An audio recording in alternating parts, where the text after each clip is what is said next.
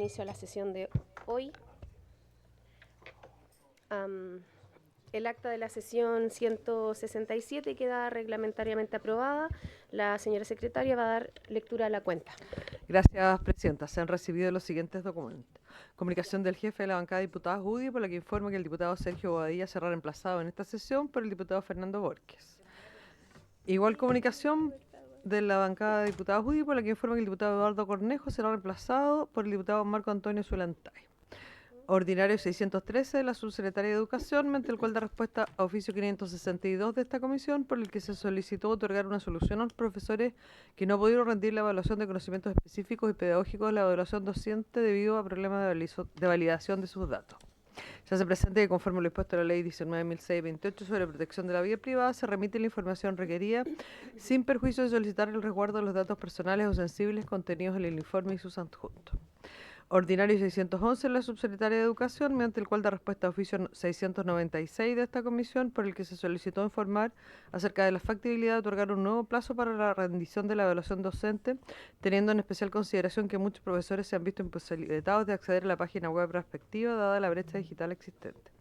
Ordinario 3158 del jefe de la división jurídica de la subsecretaría de Educación, mediante el cual deriva oficio 852 de esta comisión al director del trabajo para que entregue una respuesta directa a esta comisión.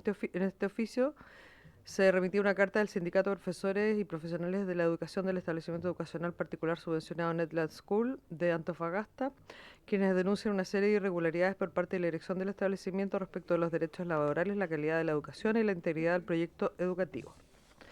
Correo electrónico de la diputada Carolina Tello, por medio del cual consulta si existe una fecha estimativa para la solicitud de audiencia que se ha realizado para el Colegio de Profesores de Ovalle, quienes abordarán materias relevantes como el agobio laboral docente, dificultades en la implementación del SLEP y las condiciones de hacinamiento en establecimientos educacionales de la comuna. Correo electrónico de la estudiante Isidora López de la carrera de Derecho en la Pontificia Universidad Católica de Valparaíso, a través del cual solicita dar lectura al texto de su correo, en el que relata los motivos por los cuales no ha sido beneficiada con la beca indígena. Solicita revisar su caso de manera particular, considerando los antecedentes que expone. Finalmente, correo electrónico del Comité Político de la Coordinadora de Trabajadores de la Educación Superior Chilena, a través del cual se dirigen a esta comisión, señalando que estiman pertinente que también se escuche la voz de los trabajadores de la educación superior privada, tradicionales y públicos, y no solo a los rectores, en nombre de todos los integrantes de las casas de estudio. Por tal motivo, solicitan ser invitados para entregar su punto de vista, a fin de que se tengan una idea completa y global de lo que necesita la educación superior chilena para los próximos años. Es toda la cuenta, Presidenta. ¿Hay palabras respecto de la cuenta? ¿No? ¿Puntos varios? Diputado Barría.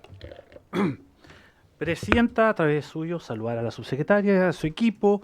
Solicito que el Departamento Provincial de Educación de Osorno, la Seremía Regional de los Lagos, se coordinen con el municipio de Puerto Octay, porque nos han hecho llegar que tanto el Colegio Padre Hurtado de la Villa de Puerto Octay como el Colegio de Cascadas, que pertenecen al municipio de Puerto Octay a través de SUDAEM, presenta graves falencias, sobre todo en sistemas eléctricos. Así que espero que reciba un informe completo por parte del municipio de Puerto Octay, Provincial de Educación de Osorno, Seremía Regional de los Lagos, en que se indique no solamente el diagnóstico, sino que también los planes para corregir estas falencias que presentan, reitero, Colegio Alberto Hurtado de la Villa de Octay y el Colegio de Cascadas, Escuela Municipal de Cascadas, ambos de la comuna de Puerto Octay. Muchas gracias, Presidenta.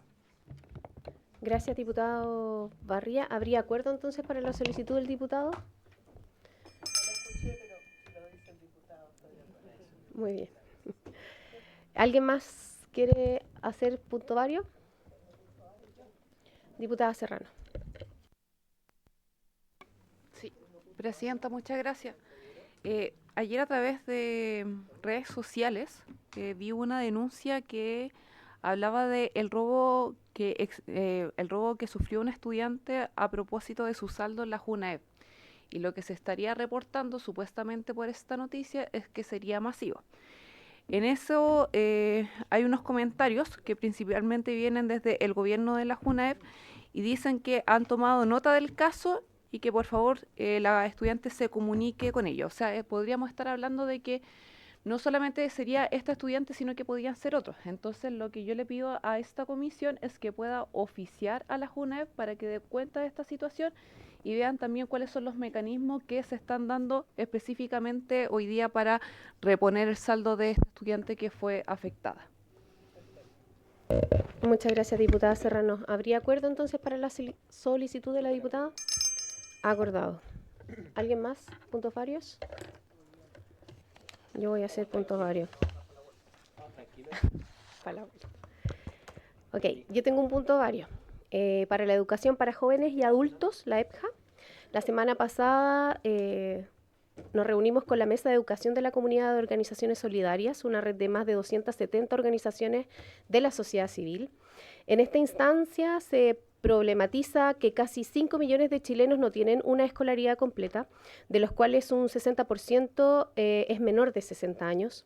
Es decir, un poco menos de 3 millones de personas desescolarizadas están en edad de poder terminar sus estudios secundarios a través de la educación para jóvenes y adultos, el programa EPJA. Dicho lo anterior, según datos del Centro de Microdatos del Ministerio de Educación, al 2022 la oferta de matrícula para estas modalidades de estudio era de 186.267 cupos, los cuales por lo demás están tendiendo a disminuir por sobre todo la modalidad flexible, por una serie de problemas de financiamiento y operatividad. Ejemplo de ello es que las licitaciones para esta modalidad duran 1 año, cuando el proceso de formación dura 2. En ese sentido, solicito el acuerdo de esta comisión para oficiar al Ministerio de Educación para que se refiera a lo siguiente.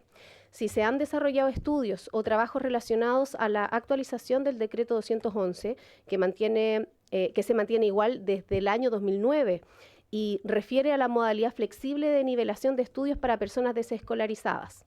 También saber estudios o trabajos relacionados a la actualización del decreto 548. En específico, modificaciones que permitan sumar establecimientos educacionales que participen en la modalidad regular de EPJA o se creen centros de educación integradas de adultos.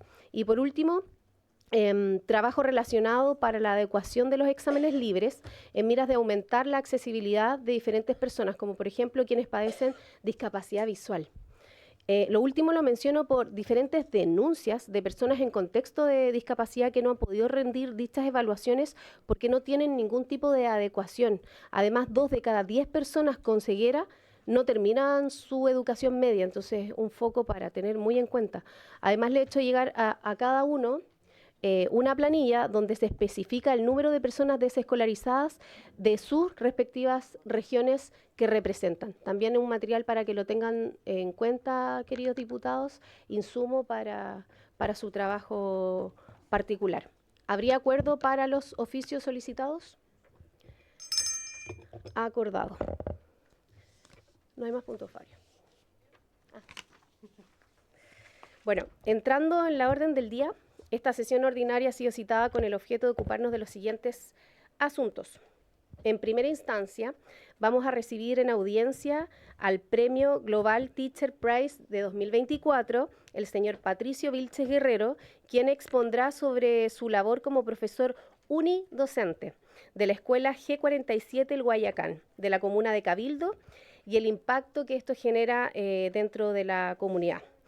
Acompañan a don Patricio, apoyo de redes sociales, señores Tiara Cobo Urra y Caleb Cobo Urra, que están atrás de él, y la directora ejecutiva de Elige Educar, la señora Verónica Cabezas Gazaga, que está en línea. Aprovecho de saludarla. Don Patricio, Patricio, más conocido como el profe Solito, tiene la palabra.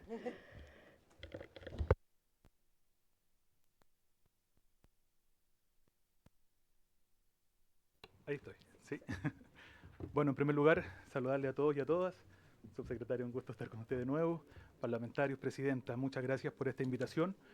Créame que para mí, un profesor de aula, rural, unidocente, esta es una honra muy grande de poder estar compartiendo junto a ustedes y también contándole y haciendo visible lo que es la educación unidocente en nuestro país, algo que no se conoce tanto, algo que no es tan común de hablar, así que Presidenta, muchas gracias por este espacio.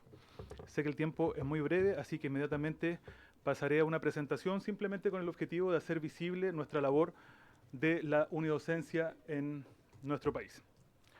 Ahí hay algunas cifras, ¿no es cierto? En nuestro país existen aproximadamente 3.121 escuelas rurales, las que atienden alrededor de 273.935 estudiantes. De esa cantidad, 2.200 son escuelas multigrado.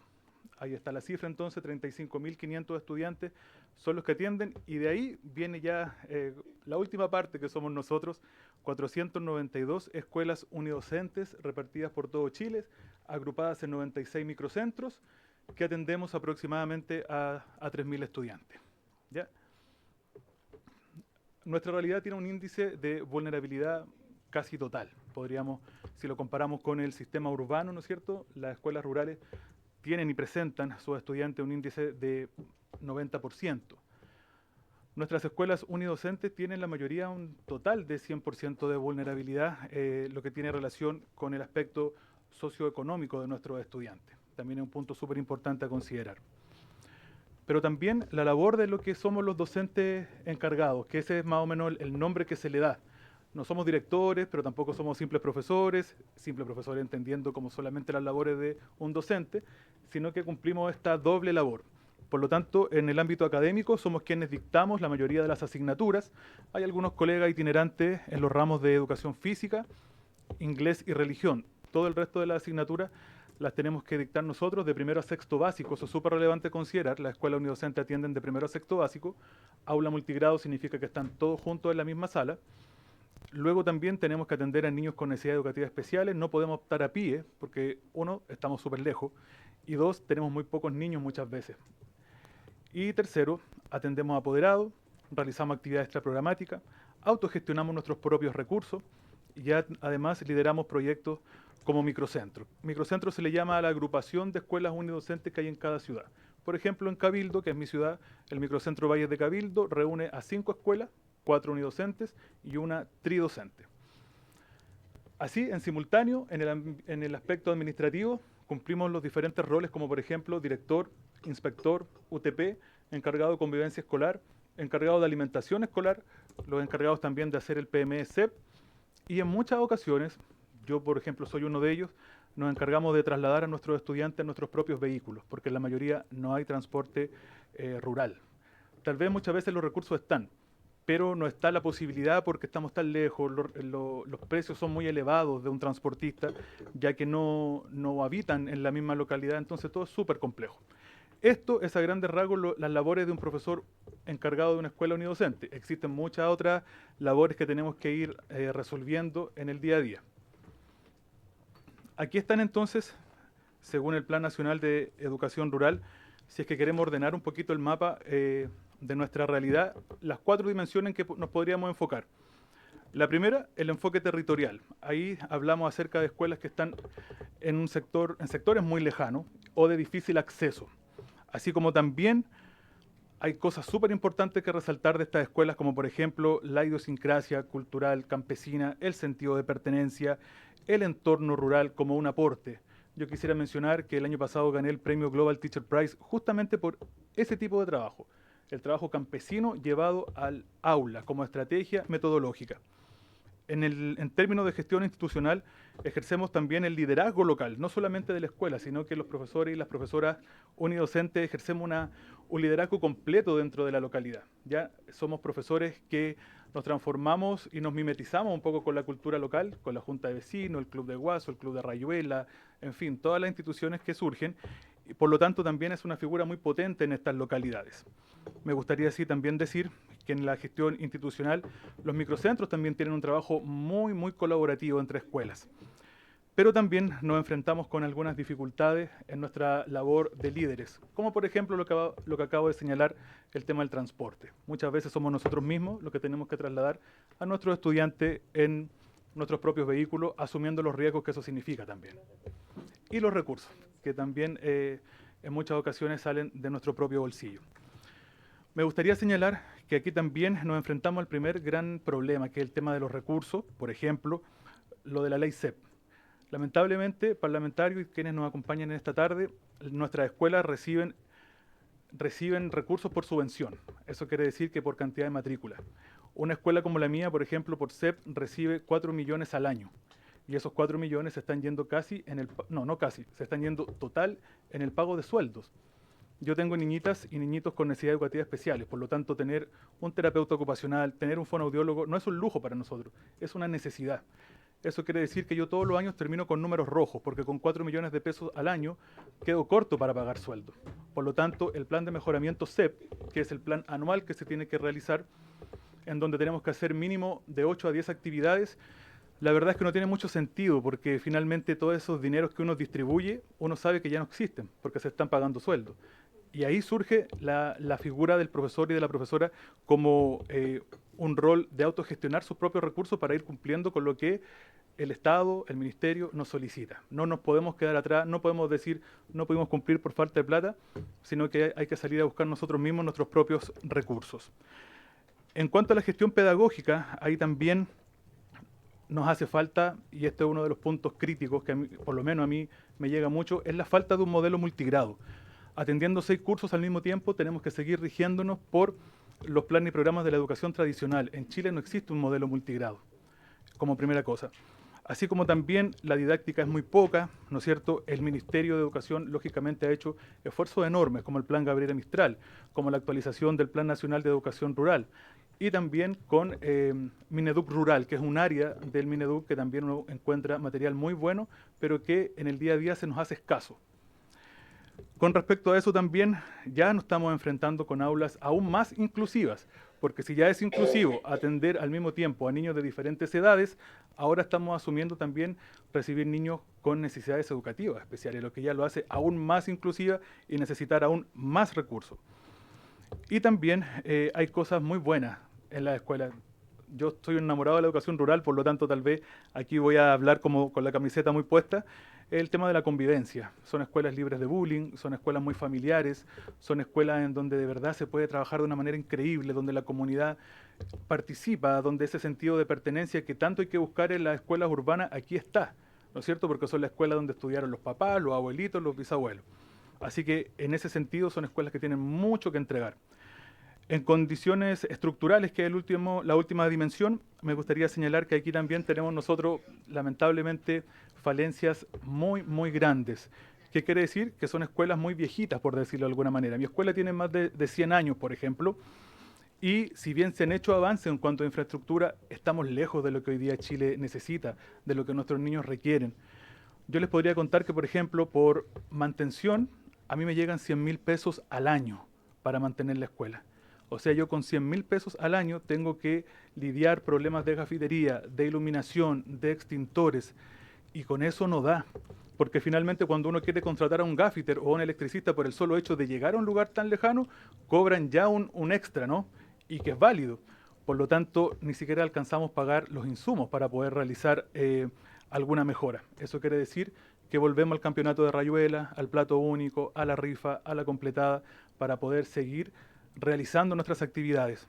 Somos escuela que, perdón la palabra que voy a utilizar, tal vez estamos un poquito en el olvido, pero somos escuelas que estamos haciendo un trabajo enorme. Si yo el año pasado gané el Global Teacher Prize, no es solamente por mi empeño, es porque una comunidad entera estuvo apoyándome en todos estos años, que ya son 9, los que estoy a cargo de este establecimiento educacional. Aquí están algunas de las fortalezas más importantes. Tenemos una libertad de enseñanza porque somos escuela en donde tenemos nosotros como hacemos todo, ¿no es cierto? Somos nuestro propio UTP, nuestro propio director. En realidad tenemos libertad para poder atrevernos a innovar y también a trabajar con las habilidades de nuestros niños en este formato multigrado. La sana convivencia también es fundamental. Son escuelas libres de bullying, ¿no es cierto? Un ambiente muy acogedor y también el apoyo entre pares, que eso es fundamental. Muchas veces hoy día esto del coaching se ve como una estrategia muy innovadora, pero en las escuelas nuestras existe desde hace mucho tiempo. Y por último también el entorno local. Tener el campo, tener las islas de Chiloé, tener la Pampa como un recurso educativo es maravilloso. Subsecretario, usted me imagino que conoce mucho mejor que yo esa diversidad cultural que se conjuga dentro de un establecimiento educacional.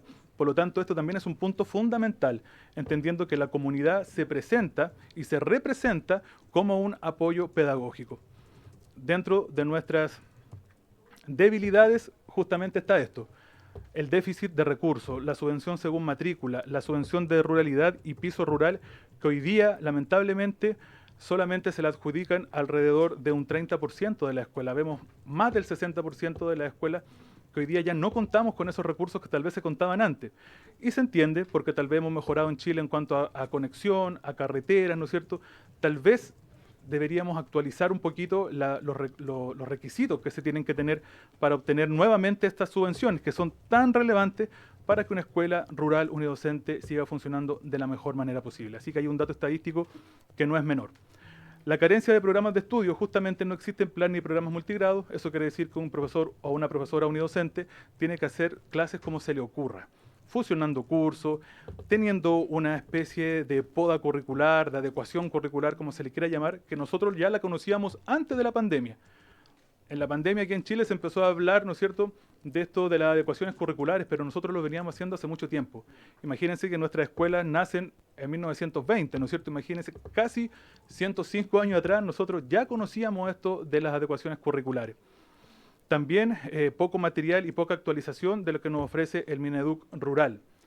¿Por qué digo esto? Digo esto porque nuestras escuelas se van repitiendo, o sea que si hay un recurso que es para primero y segundo básico, el niño de primero lo ve y en segundo habría que repetir lo que ya vio en primero. Entonces necesitamos nosotros este programa, esta adecuación, este modelo, ¿no es cierto?, que nos vaya haciendo funcionar de un engranaje de tal manera que los niños tengan esta cobertura curricular completa sin la necesidad de repetir contenido o lisa y llanamente de irse sin conocer mucho de lo que deberían conocer.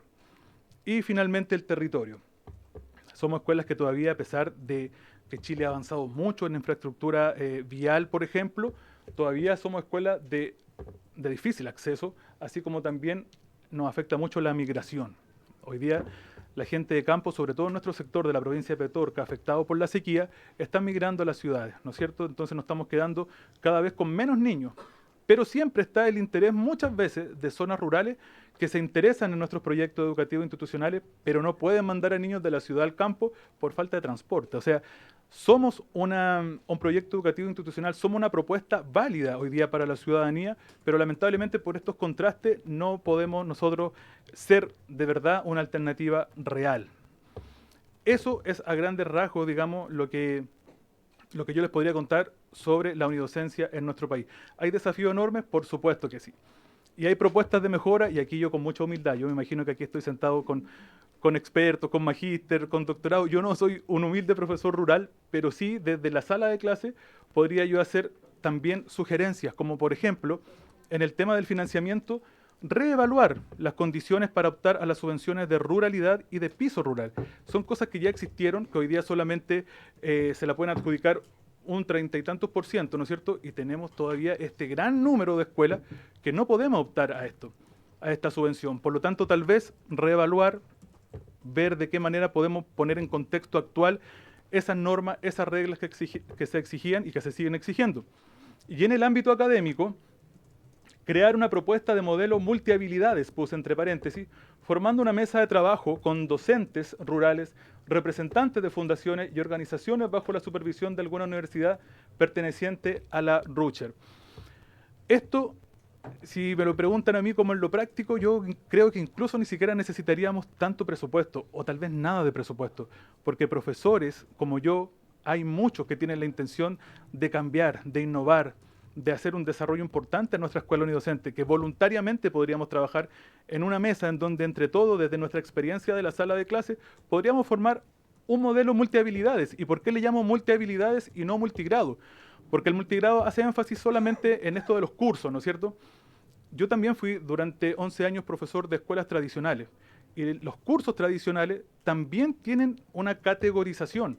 Hay niños muy avanzados, hay niños del PIE, ¿no es cierto?, con necesidades educativas especiales, hay niños que representan la media y hay un gran grupo de niños que por cupo no alcanzan a ser del PIE y también tienen necesidades. Entonces, al presentar tal vez un modelo multihabilidades, no solamente podría ser replicable en escuelas rurales, también podrían ser utilizadas en escuelas urbanas, que hoy día es algo que se necesita, tener un material real, y eso hoy día es concretable, eso hoy día se puede hacer. Por eso yo hoy día he querido venir, porque además en Chile existe la RUCHER, que es la red de universidades chilenas en pos de la educación rural, que ellos tienen un un manejo tal vez más elevado al que tenemos nosotros. Por ejemplo, acá la Universidad Católica de Valparaíso es una de ellas. Ellos tienen proyectos como la Academia Explora, donde trabaja con nosotros in situ, en la sala de clase, pero también tiene un observatorio de la educación rural donde tienen otra perspectiva distinta a la nuestra. Quiero decir con esto que no podemos seguir esperando otros 105 años más para tener un piso importante. El primer ganador del Global Teacher Prize, Eligio Salamanca, y el último, que soy yo, Patricio Vilches, somos justamente profesores de la educación rural. Somos profesores de escuelas multigrado. Eso algo tiene que decir. Nuestras escuelas no pueden estar en el olvido.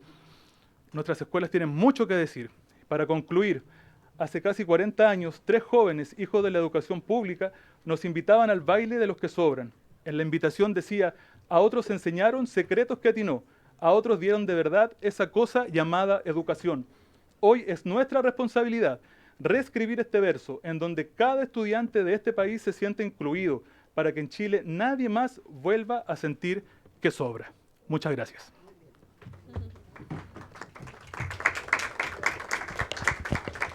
Muchas gracias, don Patricio, más conocido como el profe Solito.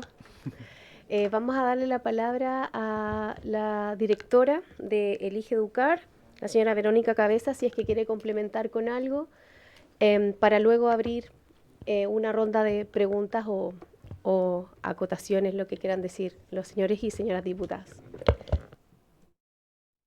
Muchas gracias, presidenta. Lamento no poder estar ahí presencialmente, pero agradezco la oportunidad de poder conectarme vía remota. Yo la verdad que solamente quiero agregar a esta presentación que reconocer y valorar a los profesores no debiese ser un privilegio, sino que una responsabilidad de todos nosotros, especialmente de esta comisión y de todo un país. Y el hecho que el profesor Patricio esté hoy presentando en la Comisión de Educación de la Cámara de Diputados, la verdad que me parece un hecho bastante histórico que quiero rescatar, porque finalmente los reales expertos son los profesores que están día a día forjando la educación de calidad. Así que eso es lo primero. Y lo segundo, aprovecho, presidenta, bajo también su intermedio, de poder invitar a todos los presentes hoy día. De hecho, la ceremonia final del Global Teacher Prize, que es el 4 de noviembre, se realiza en Santiago generalmente en las tardes. Y creo que es una invitación que me gustaría hacer sinceramente, porque es una fiesta de la educación, tal como se entrega el Nobel de la Economía, se entrega el Nobel o los premios nacionales quizá de diversas disciplinas. El Global Teacher Prize se reconoce como el Nobel de la Enseñanza, y me gustaría invitar, obviamente le vamos a llegar la invitación formal a cada uno de ustedes a que nos acompañen y sean también testigos de esta fiesta de la educación, donde se reconoce y civiliza la profesión más noble y más relevante del país, que es la docencia. Em, Así que eso solamente, la verdad, hoy día el protagonista, el profesor Patricio. Yo solamente agradecer este espacio y el privilegio de poder acompañarlo. Muchas gracias. Gracias por sus palabras, señora Verónica. Y quisiera abrir la palabra a los parlamentarias que quieran. Diputada Marzán. Muchas gracias, presidenta, y saludar a todos y a todas los integrantes de esta comisión. Bueno, yo pedí permiso en la Comisión de Agricultura, no es que haya pedido permiso, avisé que venía para acá porque era muy importante, por respeto me parece que uno igual tiene que hacerlo, más allá de que uno es responsable hice la cimarra. Entonces, agradecer, me puse muy contenta, presidenta, cuando me enteré que el profe Solito venía para acá. Él es de Guayacán, de uno de los distritos que yo represento. No es invitado mío, para que se sepa, entonces con mayor razón me puse muy contenta. Y bueno, conociendo su historia, porque conozco el lugar desde donde viene el profesor, que además es un camino que está asfaltado, pero cuesta tanto llegar. Es un espacio rural, pero cuesta muchísimo llegar. Es muy lejos. Es muy, muy, muy lejos. Y la verdad es admirable la labor que él realiza, porque a modo de broma, yo le dije al ministro Cataldo que en febrero, creo que lo fui a ver, o en enero, no recuerdo, que había ido casi todo el establecimiento educacional, los estudiantes, y eso que estaban de vacaciones, y fueron casi todos. Y claro, porque fueron 6, no sé, de 9. Entonces no entendió la broma, digamos, el ministro estaba bien sorprendido. Pero creo que conocer la labor que él realiza es impresionante. Me parece impresentable o increíble respecto a los 100.000 pesos que usted cuenta. Yo creo que nosotros tenemos la costumbre en este país, o la mala costumbre, para justificar de repente, y lo digo de siempre, de romantizar el esfuerzo que hace cada profesional, cada mujer para criar a sus hijos. Se romantiza, no le pagan la pensión de alimento, pero pucha, que es buena madre. No, acá hay derechos que están sin cumplir, hay precarización, hay vulneración, y en este caso, cuando hablamos de los profesores, de las profesoras, me hizo recordar que, bueno, yo en mi historia blanco y negro, estudié en un aula con muchos cursos y teníamos un solo profesor. No sé cómo se llamaba en ese tiempo, pero yo estaba con kinder, primero, segundo básico, y después estuve con tercero, cuarto, quinto, con un solo profesor. Y no sé, la verdad, cómo logramos concentrarnos. Aprendí a leer a los 3 años. No sé, uno aprende igual, pero yo entiendo que sin duda ahora cuando uno hace un raconto es por el maestro que uno tiene al frente o la maestra que uno tiene al frente. Entonces, nosotros tenemos la costumbre de romantizar ese esfuerzo. Yo creo que es muy importante, si bien nosotros no tenemos atribuciones sobre recursos, ver urgente el tema de reevaluar las condiciones para optar al subsidio, como manifestaba el profe, actualizar los requisitos como pedía él, porque finalmente yo sé que llegan muchas mochilas, mucho material. Ahora, como se ha hecho conocido afortunadamente por este premio, seguiría en el más profundo anonimato. Y hoy día creo que los estudiantes, los niños, las niñas están bien regaloneados, entre comillas, porque privados le han hecho llegar mucha ayuda. Eso, digamos, lo sé, usted mismo me lo ha contado, pero creo que como Estado hay que hacerse cargo, Presidenta, y darle una respuesta urgente, Yo, por de pronto, le dije a usted que esto no lo sabe el profesor Lito, pero maravillosamente hoy día cuando venía llegando al Congreso, me encontré, para mala suerte, con el ministro Cataldo, y lo abordé, obviamente, y le conté, porque el ministro Cataldo quedó de ir a la inauguración del año escolar. No pudo ir, se entiende, por temas de agenda, pero puede ir en cualquier momento. Y Patricio, por su intermedio, Presidenta, el ministro se comprometió, y yo le pregunté si me autorizaba a manifestarlo ahora en la comisión, se comprometió a hacer las gestiones con el presidente de la República, porque yo sé, y eso lo ha manifestado en muchas partes, que uno de los sueños del profesor Lito y de sus estudiantes y de los apoderados, que además son tan poquitos que pueden ir todas, hacer la gestión para que conozcan la moneda y conozcan al presidente de la República. El ministro Cataldo hoy día se comprometió y me autorizó a manifestarlo acá en la comisión, ¿ya? Así que hay que estar atento. No sé si tendrá que reoficiarlo, hacer alguna gestión acá, pero eso que quede en acta. Y levantar un oficio, por último, recordatorio. Yo igual voy a estar ahí gestionando, pero quiero felicitar al profesor, a los padres, a las madres, a los apoderados también. Y con respecto a lo que él decía, y con esto termino, con respecto a la educación territorial, tuve la oportunidad en Puchuncaví, lo conversamos también, de conocer un establecimiento educacional, La Quebrada, donde los niños y las niñas aprenden a través de la agricultura. A sumar y restar aprendieron por estas cajitas donde se ponen almácigos. Entonces me contaban que los niños aprendían de esa manera, y que en contraposición de un niño de la ciudad, que son diferentes, no es ni mejor ni peor, distinta la historia, saben perfectamente cuáles son las épocas de cosecha, cuando se cultiva el choclo, el tomate, cuando la siembra, en fin, porque tienen un arraigo territorial especial, y además con la alimentación sana, que hoy día estamos poniendo un punto muy importante con respecto a la malnutrición en nuestro país, los índices de obesidad que tenemos sobre todo en quinto básico.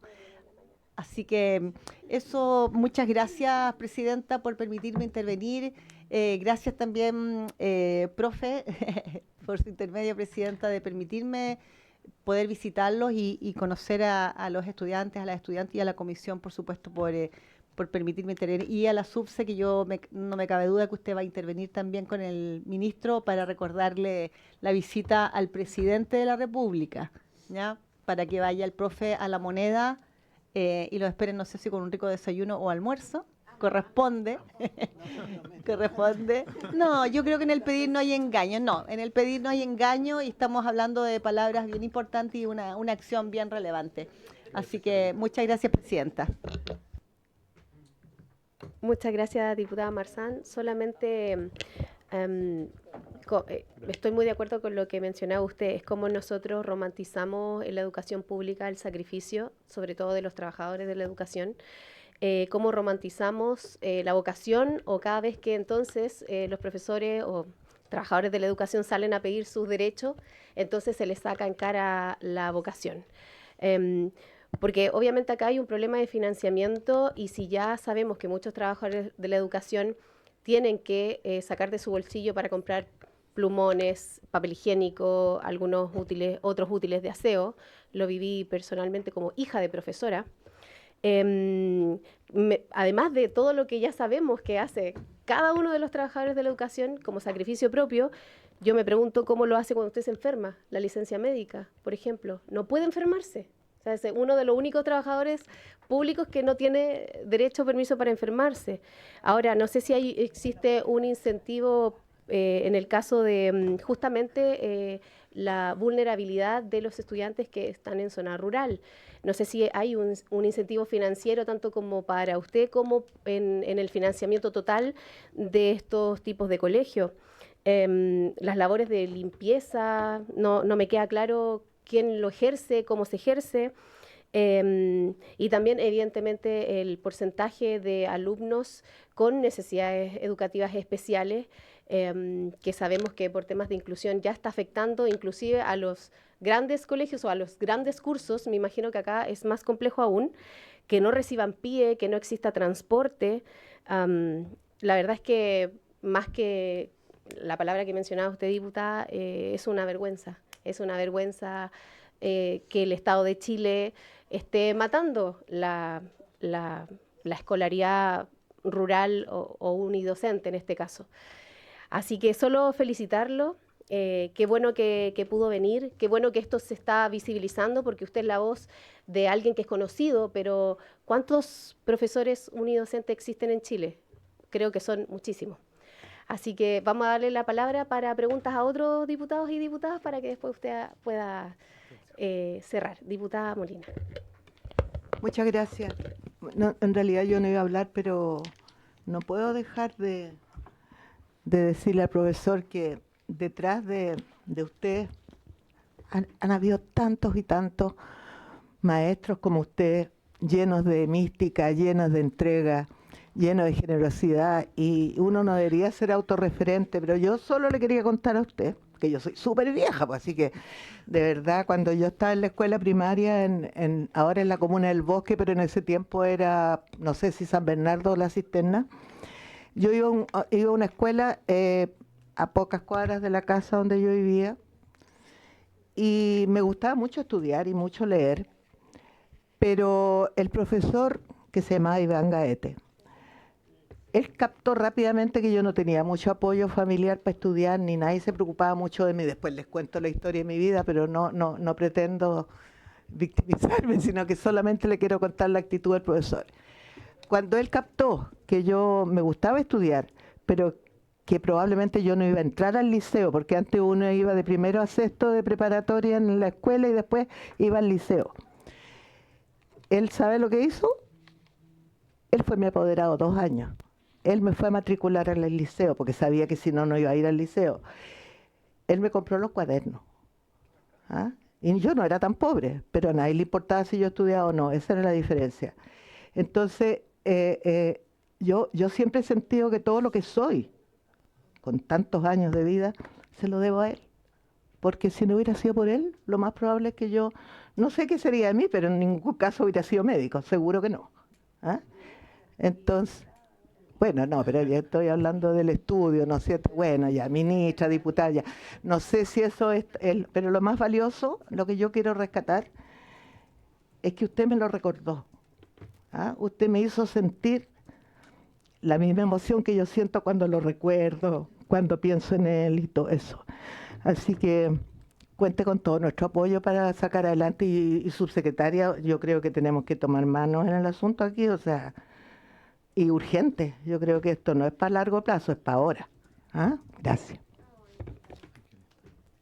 Gracias, diputada Molina. ¿Alguien más quiere hacer un comentario? Diputado Schubert. Muchas gracias. Buenas tardes. Por su intermedio, señora presidenta, saludo a los presentes. Y es un honor para nosotros tenerlo acá y a través suyo poder decirle lo que hemos conversado aquí mismo en la comisión, tal vez no con un profesor en ejercicio presente, que valoramos mucho esa labor que es dura y como acaba de decir la diputada Molina, muchas veces va más allá de lo que les corresponde.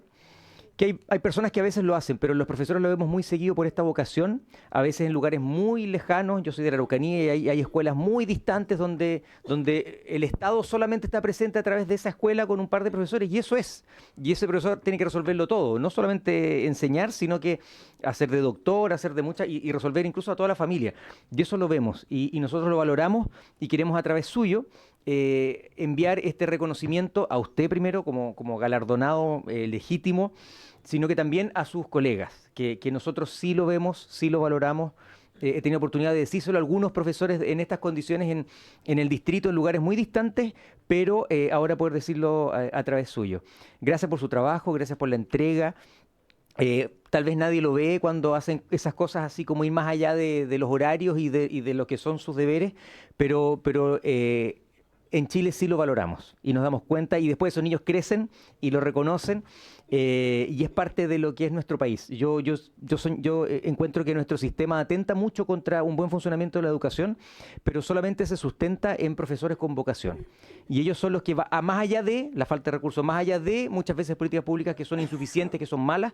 Los profesores son los que hacen que al final, a pesar de eso, los alumnos aprendan, crezcan, se desarrollen y lleven también más allá del conocimiento, también una formación y una educación. Así que muchas felicidades, muchas gracias, y nos honra hoy día con su presencia. Muchas gracias.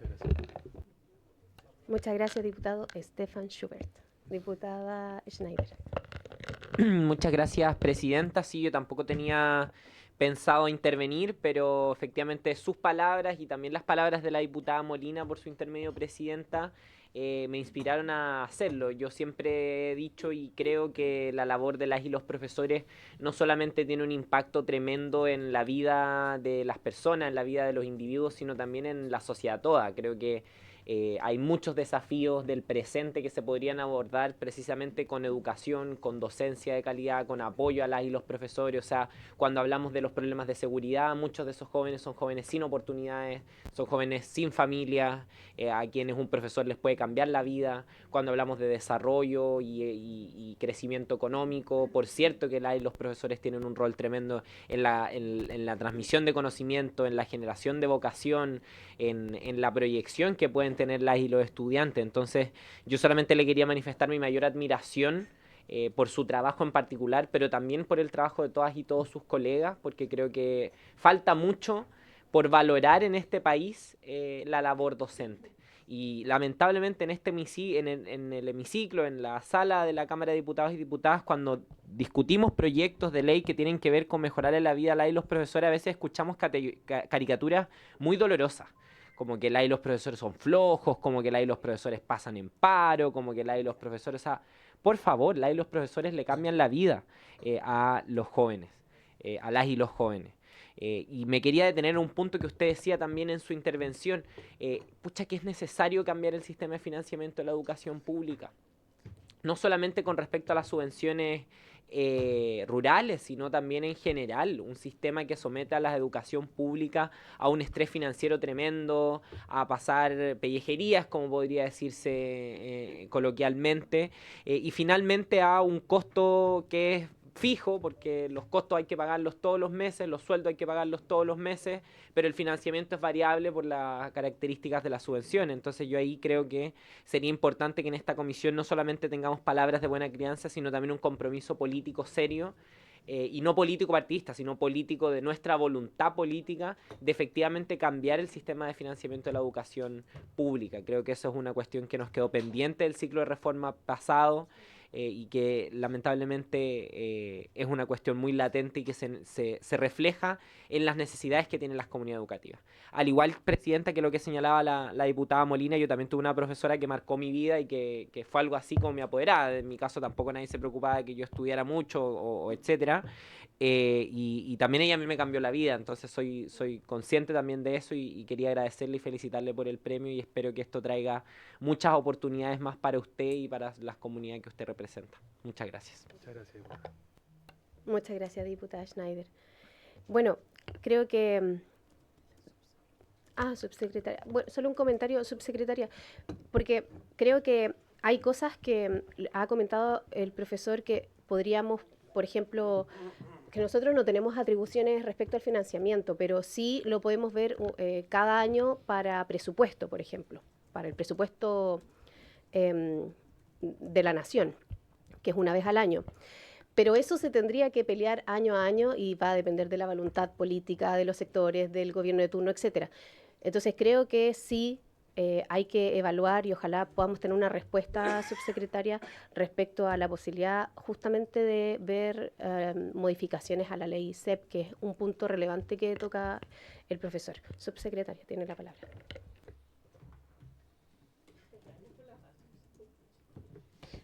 Bueno, buenas tardes, Presidenta, por su intermedio, diputados, diputadas, un gusto. Hoy día ha sido un día que tuvimos una reunión extraordinaria, comisión extraordinaria en la mañana, así es que hemos tenido un día intenso, sí. Saludarlas. Patricio, profesor Solito también, como le decían, un gusto de verlos, también a quienes están acompañándonos online. Bueno, efectivamente, yo quiero hacer una pequeña, quizás dos niveles, ¿ah? El primer nivel es respecto a las condiciones de las escuelas rurales. Efectivamente, nuestro sistema de financiamiento, y esto es algo que hemos visto aquí en repetidas ocasiones a propósito de la crisis del financiamiento de la educación municipal, ¿no? De la educación pública municipal. El sistema de financiamiento basado en subvención por asistencia es un sistema de financiamiento que claramente está, claro, no da para más.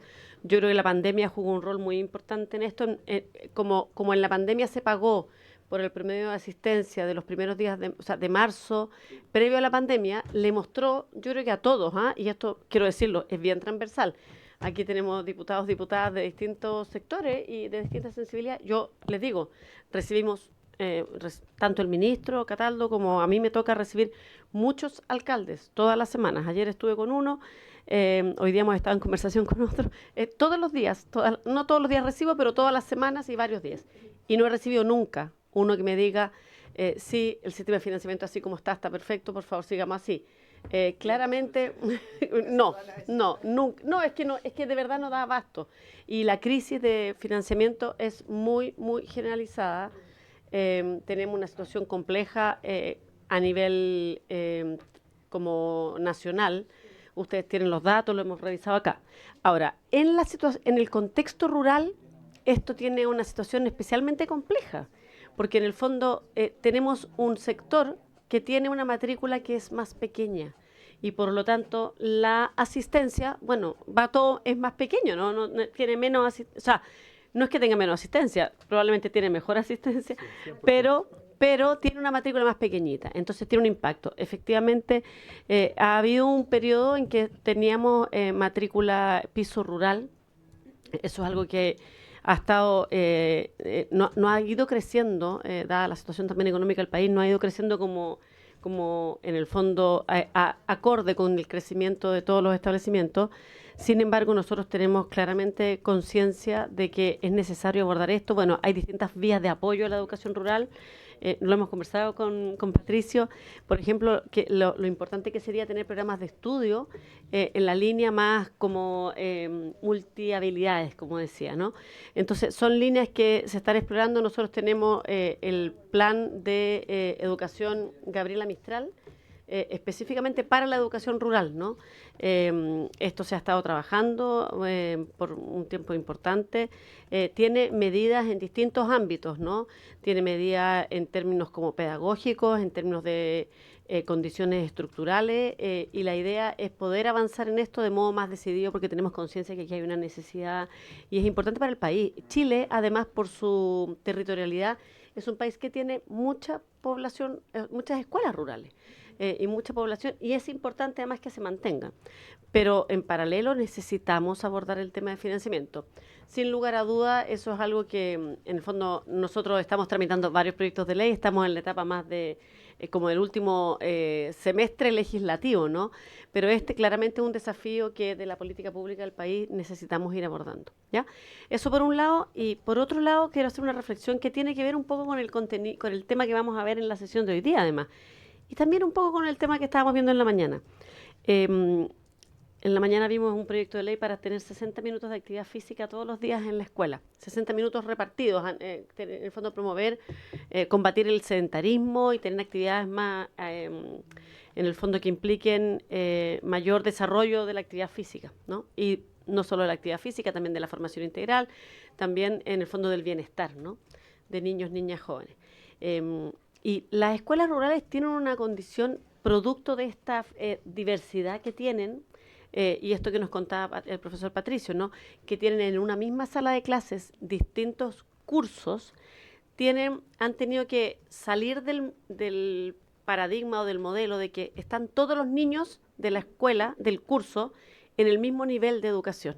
Y por lo tanto tienen que trabajar con la diversidad de una forma mucho más explícita, de una forma mucho más robusta, de una forma mucho más rica. Hay un ejercicio de diferenciación en la enseñanza, por ejemplo, que lo trabajan muy bien. Y creo que eso nos va mostrando hacia dónde tiene que moverse la escuela, no tan solo la escuela rural, sino que también la escuela urbana, la escuela como institución. Seguir pensando la escuela desde la homogeneidad, pensando que están todos los niños exactamente, no tan solo de las mismas características en diversidad de variables, sino que además están todos en el mismo nivel de aprendizaje, es algo que implica necesariamente que vamos dejando niños más atrás, ¿no? Y que no respondemos a esa diversidad. Esto es algo que se ha ido abordando en la política educativa, por ejemplo, voy a poner algunos ejemplos a través de el decreto 67, el decreto de evaluación formativa, que distingue y que estimula, promueve que haya diferenciación también en la forma en que se evalúa. Eso es algo que reconoce esta diversidad y que va dando más marco normativo, más apoyo desde la estructura del sistema educativo para acercarnos a eso.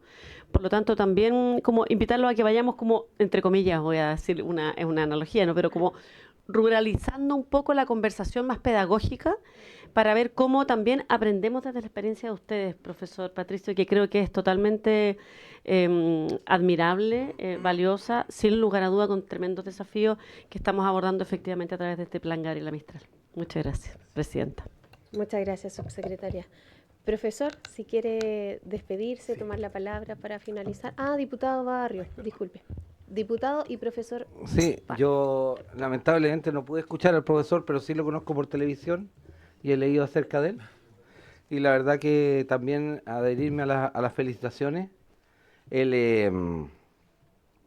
Yo creo, presidenta, por su intermedio y con la subsecretaria acá presente, que ella sabe cuál es mi opinión. Hasta el 30 de abril yo hacía aula, así que profesor de Historia, Geografía y Educación Cívica, a mucha honra, orgullo y honor.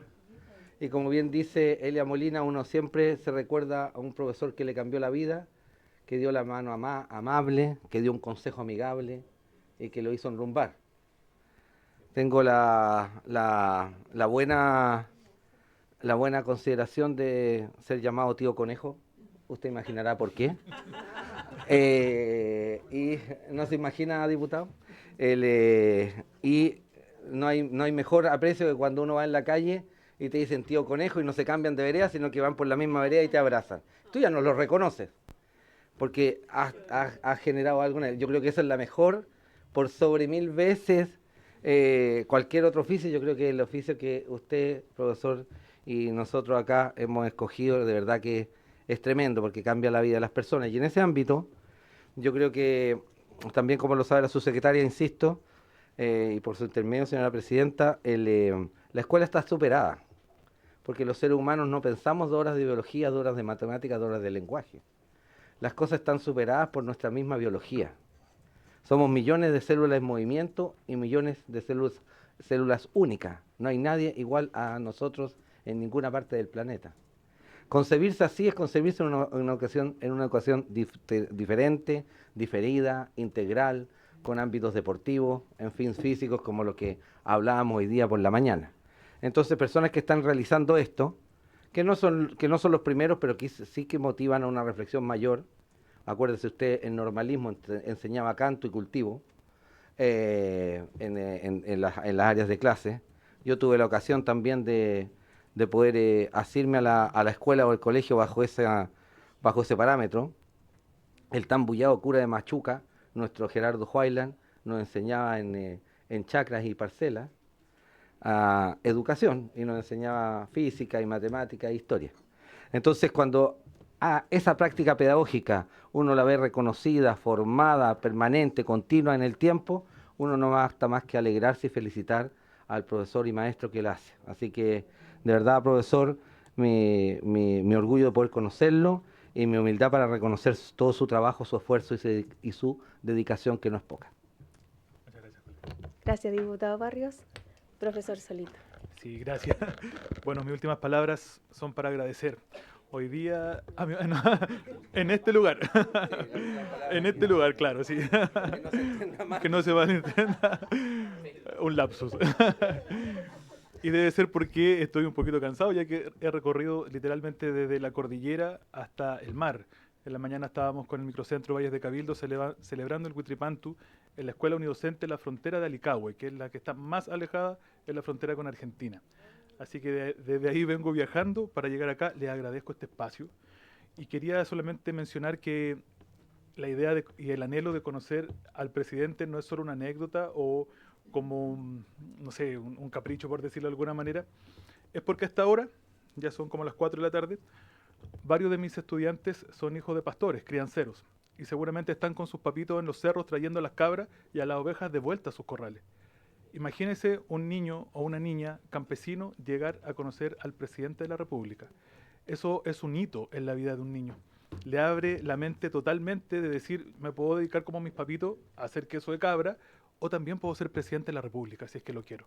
Es por eso que yo con todo el corazón les pido que por favor pudiesen gestionar, porque para mis niños, más que para mí, sería un hito importantísimo en su formación.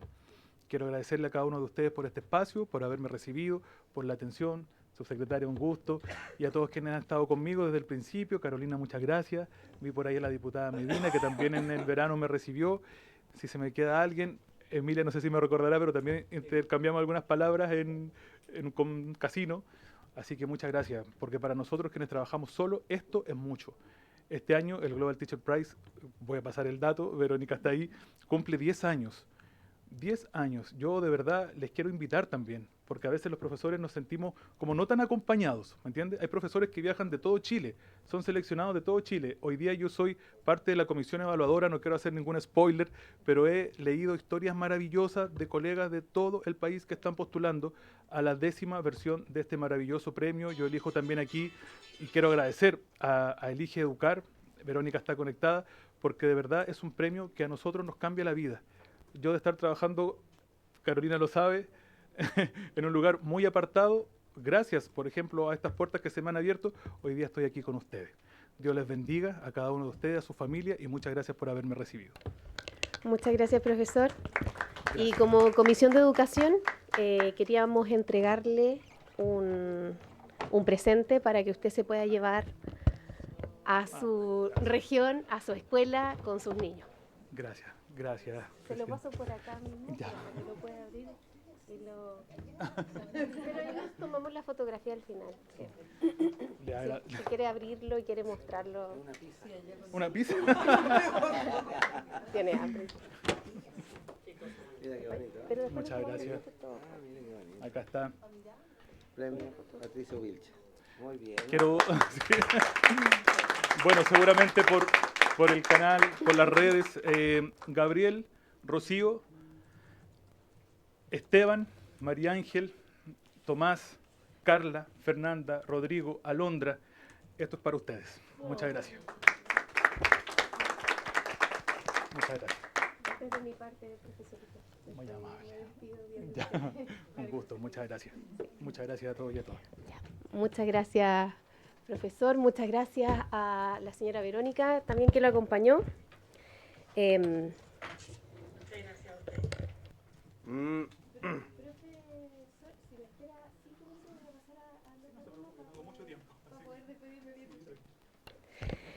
Bueno, cuánta emoción. Vamos a pasar al segundo punto de la tabla. Recibir a expertos para que se refieran al articulado del proyecto de ley originado en moción de las y los diputados Felipe Camaño, Danisa Astudillo, Ricardo Cifuentes, Celia Molina, Hernán Palma, Juan Santana, Diego Chalper, Emilia Schneider, Stefan Schubert y quien les habla, que regula la identificación y el acompañamiento de niños, niñas y adolescentes con altas capacidades. Vamos a recibir a la directora del colegio Josefina Gana, de la Fundación Protectora de la Infancia, la señora Tamara Canales González. También vamos a recibir a la fundadora y directora de Alt Potencial, Centro para el Alto Potencial de Aprendizaje y Neurodivergencia de Viña del Mar, la señora Katia Sandoval Rodríguez, que está conectada, la aprovechamos de saludar. Ella solicita autorización después para presentar una exposición, un breve video. Señala que cuenta con el consentimiento por escrito de la madre, de quien va a presentar, y lo acompañan presencialmente la señora Stephanie Lazo Cornejo, madre de niño con estrategia de aceleración. Ella está con sus hijos Santiago Hidalgo Lazo. La educadora diferencial también de la Escuela República de Ecuador de Viña del Mar, que es encargada de PIE y del proyecto de alta capacidad, señora Yanina Rubí Castillo. Y por último, vamos a recibir al investigador de la Asesoría Técnica Parlamentaria de la Biblioteca del Congreso Nacional, don Luis Castro Paredes. A todos muy bienvenidos y le damos la palabra primeramente a la directora del colegio, Josefina Gana, de la Fundación Protectora de la Infancia, la señora Tamara Canales González.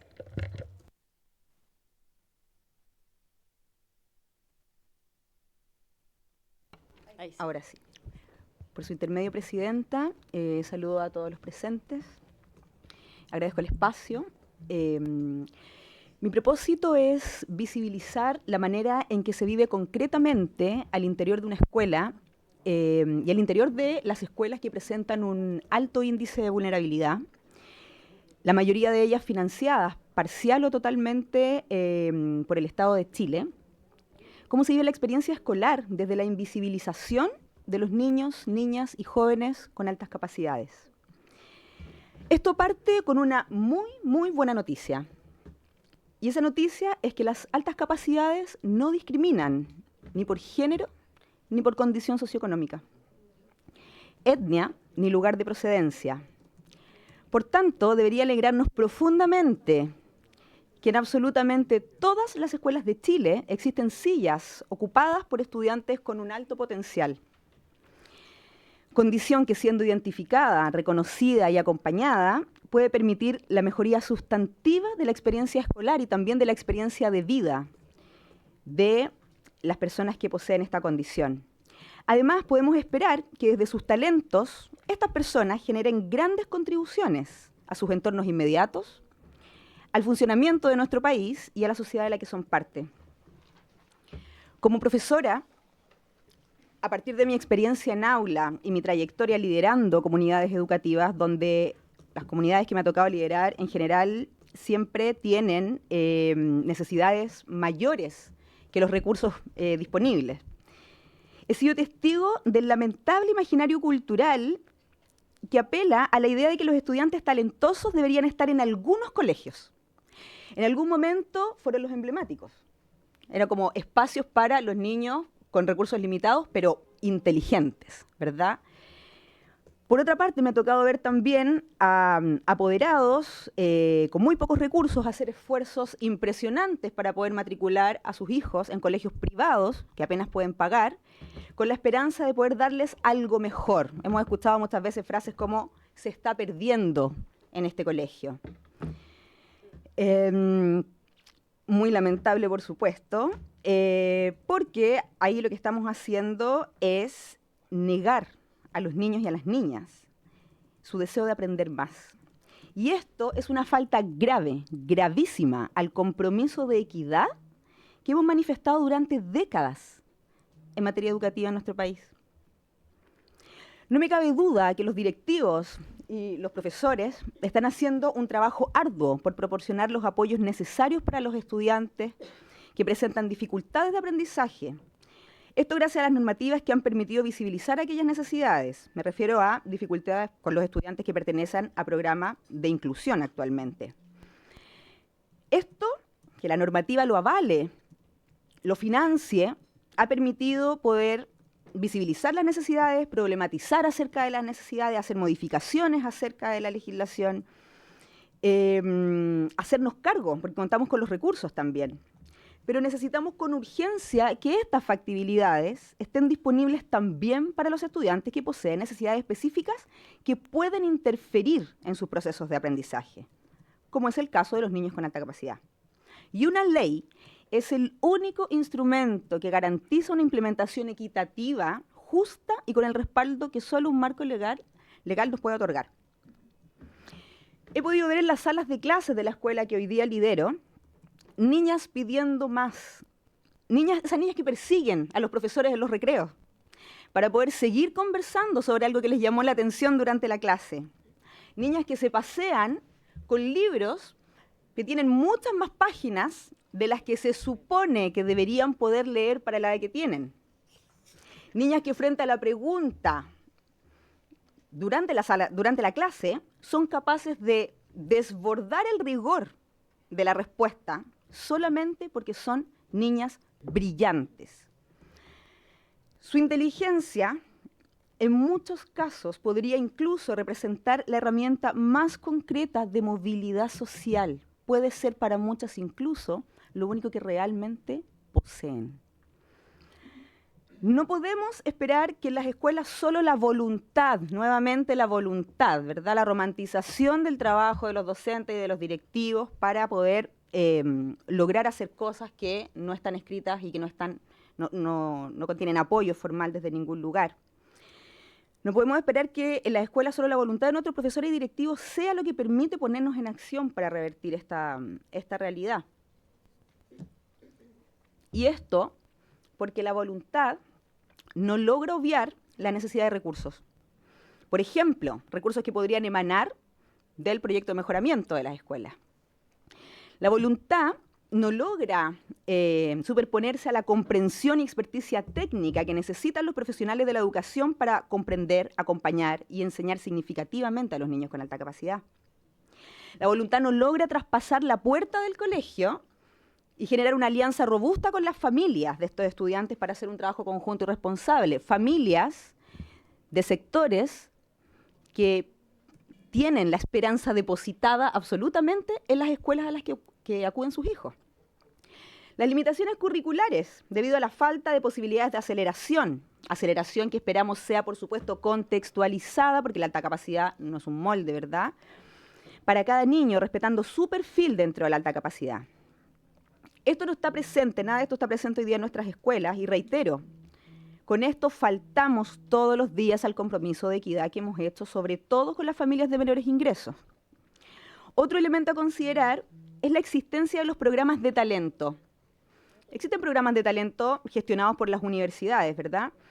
Y estos han hecho un trabajo importantísimo, que siempre vale la pena destacar, reconocer, agradecer. Sin embargo, estos programas solamente logran cubrir el 1% de la población con altas capacidades, quedando fuera miles de estudiantes. Pero les quiero contar ahora una mala noticia. Aunque estos programas tuviesen millones de cupos, en nuestras escuelas, yo trabajo en una escuela donde el IBE fluctúa entre un 87 y un 92% de vulnerabilidad anualmente, nos pasa lo siguiente: podríamos tener muchos cupos en el Penta, en el Beta, en estos maravillosos programas, pero ¿qué pasa con los niños que no poseen un adulto que los acompañe, que los respalde en todo el proceso proceso? En la postulación, en llevarlos, en acompañarlos, en revisar sus tareas, sus trabajos, en reconocer, en motivar. Entonces, lo que pasaría ahí es que volvemos a fallar, porque algunos quedarían aún así segregados de este espacio. Por lo tanto, que la escuela, que es el lugar donde la mayoría de los niños pasan todo el tiempo prácticamente, sea el lugar primario donde se estimula el aprendizaje y se despliega el potencial de los niños con altas capacidades, es lo que tenemos que generar.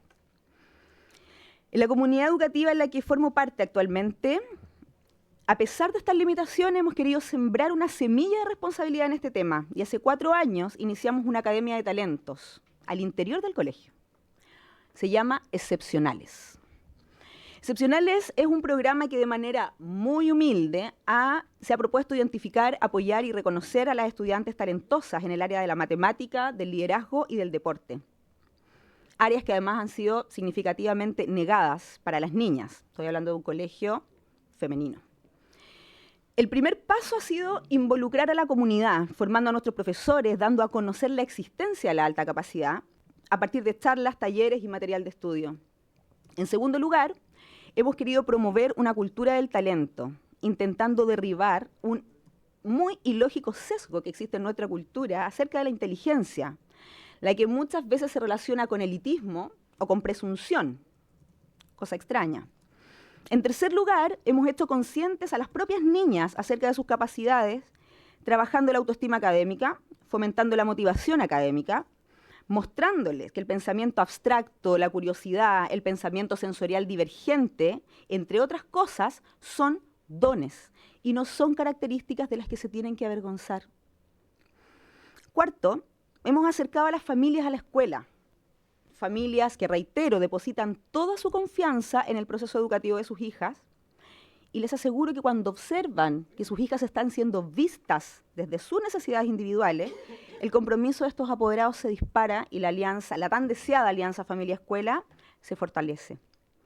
Pero más importante aún, en ese momento dejan de pensar que hay algunos colegios en los que deberían estar las niñas con alto potencial. Hemos diseñado lecciones más desafiantes, atendiendo a sus intereses, respondiendo a sus interrogantes. Hemos diseñado experiencias de aprendizaje experimentales que no ponen tope a esas cabecitas que están preparadas para correr y no para caminar.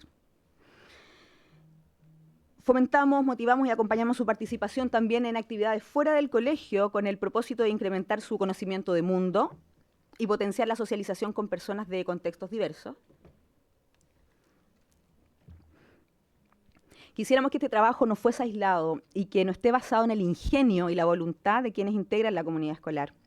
Quisiéramos básicamente que los niños y niñas con altas capacidades contaran con el derecho a desarrollarse en todos los colegios, sobre todo en aquellos que son financiados por el Estado de Chile, con la certeza de que sus talentos son una fortaleza y no un impedimento para vivir una experiencia escolar provista de dignidad y de oportunidades. Por esto, contar con una ley como la ya propuesta significaría un avance considerable, y con esto termino, un avance considerable, necesario y urgente en los siguientes aspectos. Primero, nombra y define una condición que para nuestra legislación hoy es prácticamente inexistente, porque en las escuelas no podemos atender de manera robusta lo que en la normativa no existe. Segundo, establece el derecho a recibir adecuaciones específicas basadas en las características particulares de estas personas. Si vamos a hablar de inclusión, que sea para todos. Y tercero, reconoce la capacidad, la alta capacidad, como una necesidad educativa especial, generando la posibilidad de acceder a recursos y a equipos que hoy existen en la normativa exclusivamente para los grupos que están definidos en el decreto 170, ¿verdad? Además, niños con algunos perfiles específicos, tenemos niños con doble excepcionalidad y con otras características que requieren atención, a la vez que poseen altas capacidades, ¿ya? Esperamos entonces que esta experiencia compartida sea bien recibida y pueda ser un aporte para el avance en esta importante ley que tiene solo como fin respetar el derecho a la educación desde la individualidad de los niños y niñas de nuestro país. Gracias por la escucha. Muchas gracias. Le damos a la señora Tamara Canales González, directora del Colegio Josefina Gana de la Fundación Protectora de la Infancia. Ahora le damos la palabra a la señora Katia Sandoval, fundadora y directora de Alt Potencial, que está conectada. Hola, muy buenas tardes. Yo quisiera saludarlos a todos por su intermedio, presidenta, a todos los diputados y diputadas, y darles las gracias por esta oportunidad y ver la posibilidad si puedo hacer una presentación. Eh, no hay ningún problema, ¿puedo iniciarla? Sí, muchísimas gracias.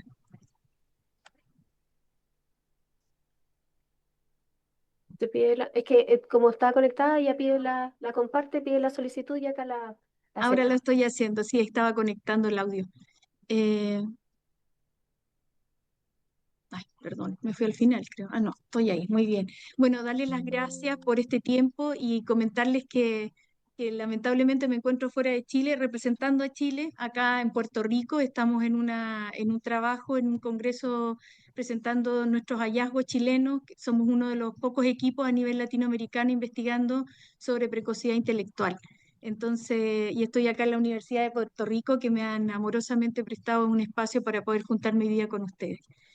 Bueno, a través de su intermedio, presidenta, quiero darle a conocer a la mesa y a todos los diputados y a todas las personas que se encuentran hoy presentes y también en línea, algunos de los elementos que nosotros hemos ido conversando con respecto al ámbito de el tema de las altas capacidades. Yo no me voy a concentrar en características ni me voy a concentrar en elementos que tengan que ver con datos que ya hayamos hablado. Sin embargo, solo como contexto es analizar un poquito la moción y la propuesta que se ha levantado a partir del grupo de diputados liderados por el diputado Camaño y hacer algunas orientaciones y algunas observaciones con respecto al documento y sobre todo a favor o en contra o como sea de las indicaciones que se hayan presentado. Desde eso, solo como contexto y un antecedente relevante, es que la verdad es que este tema de la alta capacidad o este ámbito del talento, como distintos nombres que hay a nivel mundial, que de hecho no hay conceptualización todavía acordada, son muchos años. No estamos hablando de algo que se hable de hoy día. Están ya mi compañera María Leonor Conejero en marzo en esta misma mesa presentó algunos de estos elementos y que han ido transitando también en Chile. Nosotros hoy día como país estamos adscritos a la Declaración de Salamanca, en donde se explicita claramente que no solamente se debe atender a las personas con necesidades derivadas de una situación de discapacidad o de una necesidad en el ámbito de la neurodivergencia, sino que también a todos aquellos que presentan un desarrollo superior y está explícito. Sin embargo, en Chile la política lo fue tomando solo desde una mirada, o sea, considera el 50% de la orientación de Salamanca. Ya en la política de educación especial en el año 2005 se habla de personas con altas capacidades. Sin embargo, cuando aparece la nomenclatura y toda la reglamentación política hacia la subvención, se olvidó. Ahí ya hubo un lapsus que en el camino se dejó y ya no se los nombró más a las personas con altas capacidades y se quedó solo desde la mirada de las necesidades educativas especiales orientadas y derivadas desde un trastorno, una necesidad o una condición en específico. Y es por eso que a partir de este proyecto que se postula y que se habló ya y se analizó en una primera instancia en marzo, en la misma mesa, donde también estaba la subsecretaria, disculpe, subsecretaria, que no la haya saludado. Muy buenas tardes, la veo desde lejos, veo muy poquito, así que no sé quiénes están. Quiero comentarles que hay algunos elementos de por qué las indicaciones, y miré las indicaciones que se presentaron la semana pasada, hay algunos elementos que me parecen súper relevantes a destacar, como por ejemplo la inserción del objeto. En la propuesta inicial no hay una inserción del objeto y acá se nos propone delimitar también el alcance de por qué considerarlo y en especial porque desde la política comparada, si ustedes analizan una frase que nos han escuchado muchas veces decir, no podemos ser el único país de Latinoamérica que no tenemos ninguna reglamentación legal para la alta capacidad. En todos los países están, Bolivia ya hemos dicho muchas veces, está en la Constitución, Argentina ya tiene lo suyo, ¿para qué decir Brasil? ¿Para qué decir Colombia? Entonces, desde ahí el objeto está en casi todas estas propuestas legales. o en estas normas legales. También porque queremos enmarcar el tema de la igualdad, de la inclusión y en especial de la equidad y sobre todo sacar el tema de la discriminación. Hoy día yo creo que ustedes han escuchado a la directora de la fundación, al profesor Vilches, que hablaba de cómo hacen procesos inclusivos, pero la verdad es que siguen siendo muchos de los niños discriminados. Yo creo que si ustedes recuerdan un poquito las palabras del profesor Solito, recién él habló que él hacía de voluntad propia una serie de, que la subsecretaria también tomó esas palabras, una serie de adecuaciones y diferenciación dentro del aula. Pero esto tiene que estar normado de otra forma, que no solamente mire hacia las necesidades educativas especiales derivadas de algo que nosotros hablamos en educación especial. Yo soy profesora de educación especial y hablamos de necesidades de apoyo derivadas de una condición de autismo o un trastorno de atención, etc. Por eso es mi nomenclatura. También, ¿por qué pensamos en las indicaciones también? Me parece más interesante la definición que la misma del proyecto, porque hoy día cuando estamos entendiendo las altas capacidades, tenemos que entender, y esto yo siempre digo que es muy importante tenerlo claro, que no es una voluntad de los niños haber nacido así, además es una condición también hereditaria, pero no innata. ¿Qué quiere decir la diferencia? Que yo puedo nacer con estos dones, con estas capacidades naturales en mí, pero yo necesito del contexto para que eso se desarrolle.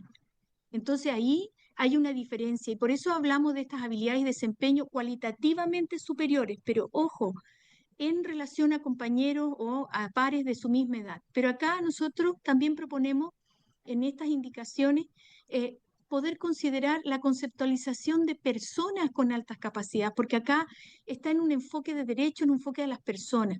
Y la nomenclatura a través de la política comparada también nos muestra que siempre hay una definición hacia las personas.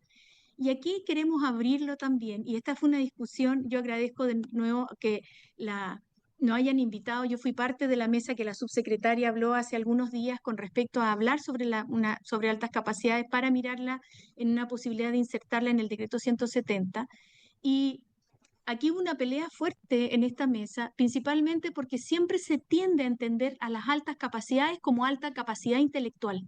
Es lo que siempre se ha entendido de los años 1.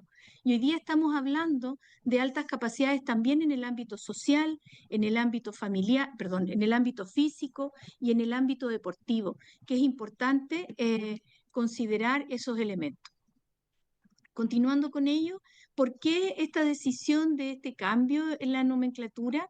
Principalmente porque hoy día, la primera vez que se pensó esta definición, hubo una serie de orientaciones y comentarios que emanaron desde el trámite, del primer trámite parlamentario y que se escuchó las voces de los señores diputados y diputadas con respecto a eso y se hacen estas indicaciones. Y porque es necesaria la precisión lingüística para trabajar y evitar el sesgo, dar una perspectiva teórica y en especial entender cómo nosotros estamos entendiendo esta norma. Y aquí solo un dibujito, una representación para que ustedes, siempre nosotros hablamos en el trabajo que hacemos con las escuelas, que la alta capacidad es como un gran paraguas. Y dentro de ese paraguas está la alta capacidad intelectual y que en el nombre más aceptado hoy día a nivel mundial, sobre todo en Europa, se está proponiendo llamar alto potencial de aprendizaje, porque el concepto como tal genera mucho resquemor. ¿A ustedes qué les suena alta capacidad intelectual? Algo logrado, algo listo. En cambio, el alto potencial de aprendizaje es algo en desarrollo. Entonces, es un concepto que se está acuñando ahora y que invito también a darle una vuelta como mesa para entender lo que está pasando. También están las altas capacidades deportivas, que no están cubiertas, por supuesto, por los 7 programas de talento, porque son de talento académico, y está la alta capacidad artística. Y hay un concepto que es muy nuevo y que en Latinoamérica poco se conoce, en el que yo estoy hoy día acá con una investigación que tenemos yo participo en un equipo de investigación de la Universidad Católica de Valparaíso, y tenemos un estudio que llevamos hoy día una trayectoria de 52 niñitos, que los tomamos en pre-kinder y hoy día están en primero básico. Y estamos presentando esos hallazgos. Nosotros hicimos una identificación de alrededor de 500 niños en la región de Valparaíso hace 2 años. quiero comentarles que también dentro de esto es muy importante la conceptualización. Yo sé que el señor asesor de la biblioteca siempre nos ha dicho que muchos conceptos complican, pero acá hemos conversado que hay algunos conceptos que se malentienden y que son necesarios conversar. En especial porque nosotros hemos hablado de la doble o múltiple excepcionalidad, que algo nombró recién la directora, y esta es una condición muy compleja, y les comento que esta es la primera que nosotros encontramos a los niños con altas capacidades hoy día en las escuelas, porque llegamos a los pies, y a los pies preguntamos, ¿cuántos niños usted tiene, por ejemplo, en la condición de autismo o con un déficit de atención, por hablar con terminología más simple? Y nos dicen, no sé, tanto, y nosotros decimos, ¿podríamos nosotros identificar cuántos de ellos además presentan altas capacidades? ¿Creen ustedes cuál es la respuesta que me dan en las escuelas? No hay en ese grupo, no hay ninguno, profesora. Entonces yo le digo, no, sí, hagamos un intento. Y cuando vamos a encontrar, encontramos, porque hay muchos de los estudiantes que presentan alguna neurodivergencia que se encuentran en los programas de integración, tienen alta capacidad asociada. Y en esa condición hablamos de doble excepcionalidad. Y ya esa es una condición extremadamente compleja y dual. Yo hice un estudio postdoctoral donde acompañé durante 3 años la trayectoria de estudiantes doblemente excepcionales que salían de cuarto medio e ingresaban a la educación superior.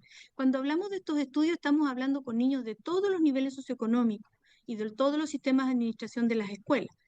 Y estos muchachos recién se enteraron en el cuarto medio, cuando yo los encontré en pandemia, que ellos, aparte de presentar su neurodivergencia, tenían alta capacidad. Yo les invito a ustedes y les invito a pensar qué pasó por esa cabeza cuando una mujer con mascarilla les decía, mira, parte de tu historia no está contada. Perdón, parte de tu historia está corta, no la ves. Hoy día también pasa esto contigo y es así. Y entonces cuando ellos me miran y me dicen, pero Katia, ¿y esto de qué estás hablando? ¿Por eso me pasaba esto? Sí. ¿Por eso yo no era tan común como esto? Sí. Pero aquí hay una historia de 18 años que trae muchas problemáticas y muchos desarrollos que no se alcanzan porque no saben, no se encuentran las herramientas ni los caminos. Y por desconocimiento, porque esto no está en la escuela. Un concepto importante a tener claro y que definimos también la diversificación curricular, el enriquecimiento, que es lo que hacen los programas de talento académico, las mentorías, que es algo muy interesante implementar en Chile, y la tan asustadiza y que la que genera más temor, aceleración. La aceleración, hay 21 tipos de aceleración, no solamente la que conocemos como la aceleración radical. En las indicaciones se proponen estas modalidades de atención, pero no son taxativas, buscan dar una variabilidad, pero también quería decirles que esto a nivel internacional, o sea, al lado de nosotros todo el mundo lo hace, esto se hace a nivel educativo y no es que funcione de lo mejor, pero funciona muy bien y en países que sí está normado, que sí está regulado de muy buena forma, funciona muy bien y es la oportunidad, como decían recién la profesora, de generar los talentos. El talento tiene que ser desarrollado, el talento emerge de un don natural con una estimulación para llegar a ser un talento manifiesto. Por lo tanto, si esta estimulación no se da en las buenas condiciones, el talento manifiesto puede darse, pero para el lado oscuro, ¿cierto? Para el lado oscuro. Entonces tenemos que ir buscando también qué estamos haciendo hoy día como sociedad para todos nuestros niños que hoy día se están desvinculando del sistema escolar. Y sin prejuicio de que puedan presentarse otras más. Yo quiero brevemente, sé que está todo organizado por el tiempo, presentarles un pequeño video que ha desarrollado, si me dan un segundo y me permiten, una de las personas que hoy día se encuentra ahí y que ellos tienen una experiencia positiva, porque a mí me gusta hablar también de cosas buenas y cosas bonitas. Quisiera que me dijeran si ustedes escuchan el audio y si no, para poder reorganizar. Muy buenos días, mi nombre es Erna Saez. ¿Se escucha el audio? Sí, bien. Ella es la experiencia, ella es la directora, una directora emblemática de la Escuela República del Ecuador en Viña del Mar, una de las tantas escuelas que es de nuestro proyecto, y ahí en la sala con ustedes se encuentra la profesora Yanina Rubí, por si ustedes después quieren hacerle preguntas. Y ella vino en representación de la escuela y de todas las escuelas que hoy día están haciendo cosas. Katia. Sí, le voy a pedir que podamos pasar a los videos porque nos queda un expositor más, entonces para Sí, poder cerrar con su video y poder pasar, ya, porque si no, no vamos a alcanzar en la orden listo, del día. listo, Presidenta, muchas gracias. Muy buenos días, mi nombre es Erna Sáez Ferrada, directora de la Escuela República del Ecuador de Viña del Mar, y les cuento que desde Katia, el ¿es año posible subir el volumen, pero de su presentación? Porque, ¿ese es el interno de nosotros o no? Es el de ella. Ya. Lo pongo de nuevo, mire. Muy buenos días, Ahí sí. mi nombre es Erna Sáez Ferrada, directora de la Escuela República del Ecuador de Viña del Mar, y les cuento que desde el año 2018 trabajamos con estudiantes de alta capacidad. Nuestra escuela fue la primera seleccionada en la región dentro de una muestra de 1.500 estudiantes. Esto nos permitió identificar y reconocer las AC, capacitarnos por parte del equipo PUC-B y concretizar acciones en el PME, lideradas por el programa de integración, trabajando en 4 ejes: pensamiento crítico, creativo, funciones ejecutivas, prosocialidad y autoconcepto, dándonos bastantes buenos resultados. Además, nos basamos en el decreto 83 en cuanto a la flexibilización curricular, en cuanto a adecuaciones de acceso en organización del tiempo y horarios donde nuestras estudiantes pueden salir fuera del aula a enriquecer sus aprendizajes, y también en los objetivos de aprendizaje en cuanto al enriquecimiento curricular. Lamentablemente, todas estas acciones pasan por voluntades personales y no hay una normativa que realmente resguarde el talento, para que de verdad cumplamos con la equidad que requiere un enfoque de derechos en educación para todos y todas. Ok. Y bueno, para seguir con el tiempo y alcanzar, como dice la presidenta, bueno, aquí tenemos una historia de la aceleración. Esta es la historia de Santiago. Santiago no está hoy día con nosotros, pero está su mamá. Este es un niñito que el año pasado estaba en prekinder, y de verdad el desarrollo a partir de los procesos de identificación de Santiago con un equipo multiprofesional daba toda la orientación para que él pudiera ingresar a primero básico.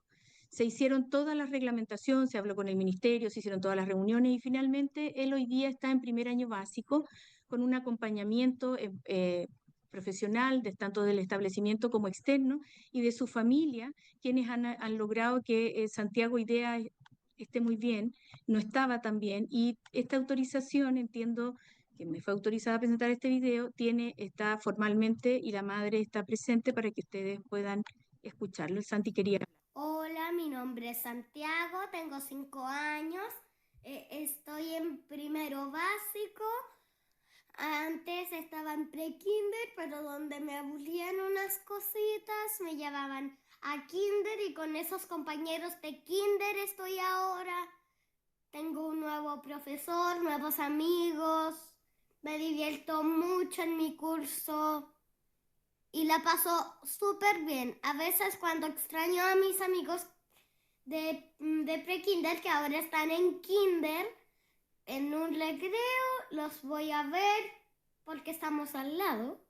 Entonces voy corriendo, los voy a ver, y ahí los veo, los saludo y me voy con mis otros amigos.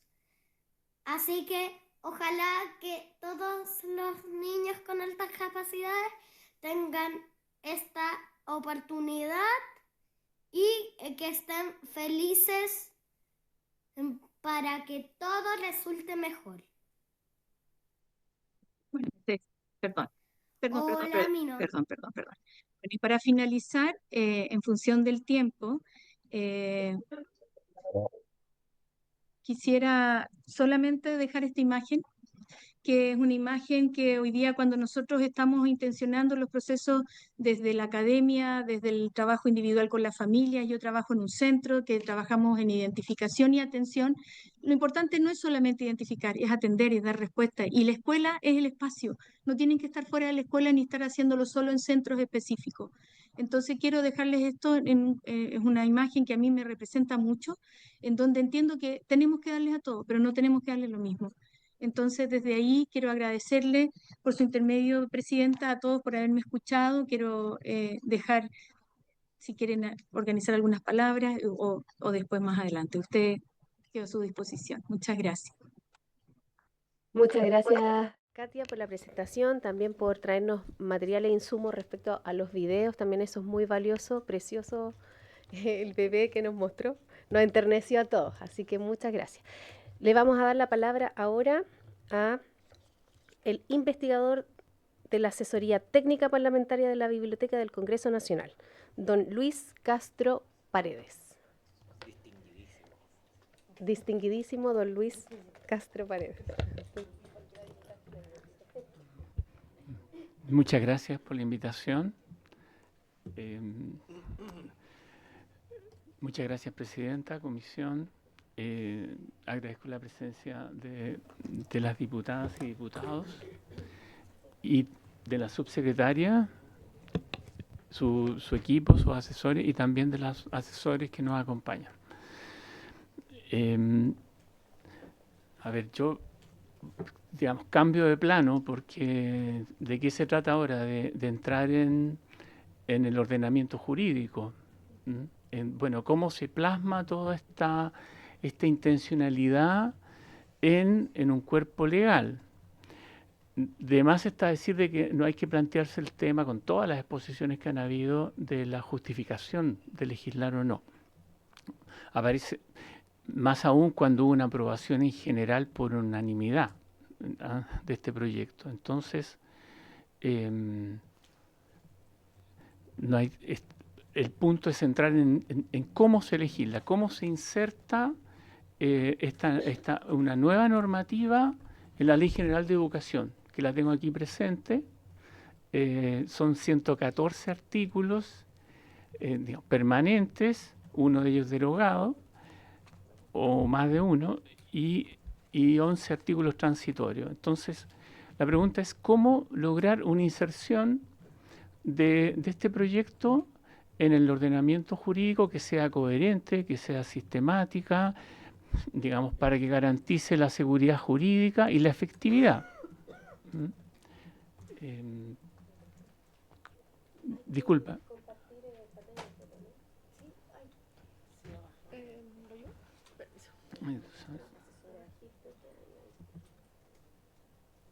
¿Necesitas sacar esto? Sí. Okay.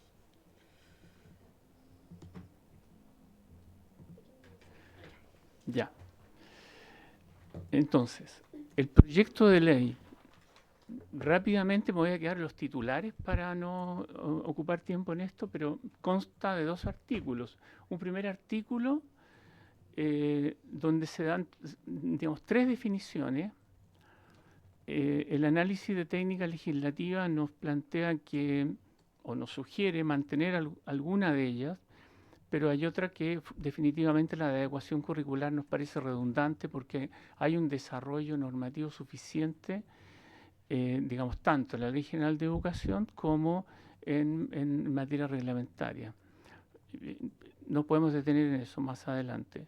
El segundo artículo, el artículo número 2 del proyecto, lo que hace es, bueno, aquí está el núcleo de la reforma que plantea, parte por modificar los fines de la educación, los principios de la educación. Intervienen 2 principios, el de equidad en el sistema educativo y el de integración e inclusión.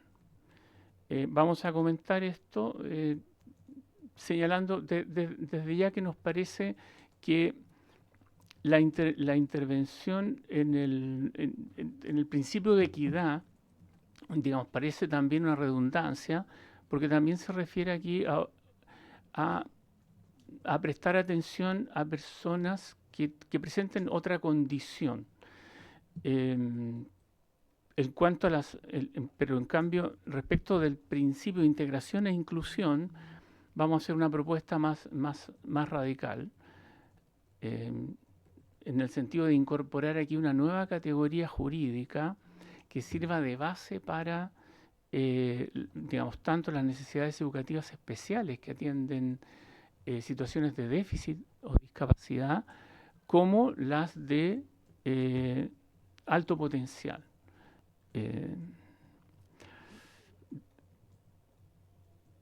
El proyecto de ley también interviene en el artículo 23 referido a la educación especial. Interviene también el artículo 27 introduciendo un par de normas que buscan autorizar a los directores al ingreso a actividades digamos, propias de aceleración curricular o adecuación curricular. Y por último, hace una referencia a que un reglamento tendrá que regular las orientaciones para el diagnóstico y la atención de las altas capacidades. Rápidamente los comentarios de técnica legislativa. Algunas fortalezas. Es evidente que el proyecto de ley permite visibilizar y reconocer esta condición, esta cantidad de estudiantes que presentan, digamos, un potencial de aprendizaje mayor que los demás. El mérito del proyecto es intentar darle un estatuto legal a la realidad de los estudiantes con altas capacidades, respondiendo a una necesidad social y educativa largamente desatendida en Chile. Incluso se ha llegado a hablar de que hay, en este sentido, una deuda histórica con estos estudiantes que pasan por el sistema, por tanto que hablamos de trayectorias educativas que transitan la educación parvularia, básica y media, pero que no fueron visibilizados ni fueron reconocidos. Se supone que con este nuevo estatuto jurídico existiría la base legal para que digamos, fueran suficientemente visibilizados y reconocidos. Otra fortaleza es que el diagnóstico está bastante fundamentado, o sea, digamos, tanto a nivel nacional como a nivel del derecho comparado. Existen modelos teóricos que acá se han expuesto suficientemente. Y tal vez lo más importante sea que se consagra un derecho. Y es un derecho en la Ley General de Educación que permitiría también recoger o entrar en armonía con el derecho a la educación que está en la Ley 21.430 del año 2022, reciente, sobre garantía y protección integral de los derechos de la niñez y adolescencia, donde se expresa en sus primeras líneas que el derecho a la educación consiste en el derecho a ser educados en el desarrollo de su personalidad, aptitudes y capacidades hasta el máximo de sus posibilidades. Por lo tanto, claramente es un derecho que es necesario desarrollar legislativamente y qué conveniente hacer en la Ley General de Educación. Algunas debilidades críticas. En primer lugar, a nuestro entender, hay un error conceptual de categorización, la asimilación de altas capacidades a la categoría de necesidades educativas específicas. Es el defecto más grave y estructural del proyecto. Esta decisión genera una incoherencia sistemática insalvable con el marco normativo vigente, Decreto 170, que se basa en un modelo de déficit. Aquí hay que reconocer de que se ha intentado identificar y atender a los estudiantes digamos, con alto potencial, digamos, tratando de encontrar alguna base, algún piso normativo, digamos, tanto en la ley general como en los decretos reglamentarios que desarrollan la educación especial, digamos, pero otros sistemas jurídicos más evolucionados en este sentido, como el español, introduce una nueva categoría, la de necesidades específicas de apoyo educativo, que serviría como un concepto genérico, como un marco genérico que permitiría desarrollar dos ejes normativos o dos estructuras normativas. Una, la que ya está suficientemente desarrollada, que atiende a las necesidades educativas especiales, y otra que está, digamos, por desarrollar, que es la que atendería a las necesidades específicas de apoyo educativo, digamos, para estudiantes con alto potencial. Entonces, el eje de la presentación consiste en que hay que hacer esta distinción, hay que desarrollar un estatuto, digamos, propio dentro de la Ley General de Educación, y habría que, dicho esto, también desarrollar un decreto específico que dé cuenta de cómo se atiende y cómo se acompaña, cómo se identifica y se atiende los estudiantes con alto potencial. Hay definiciones imprecisas, defectuosas, una estructura legislativa defectuosa. Nosotros estamos en condiciones de proponer otra redistribución, reubicación y otra reformulación de las indicaciones. Digo esto porque existe transversalidad, ¿ya?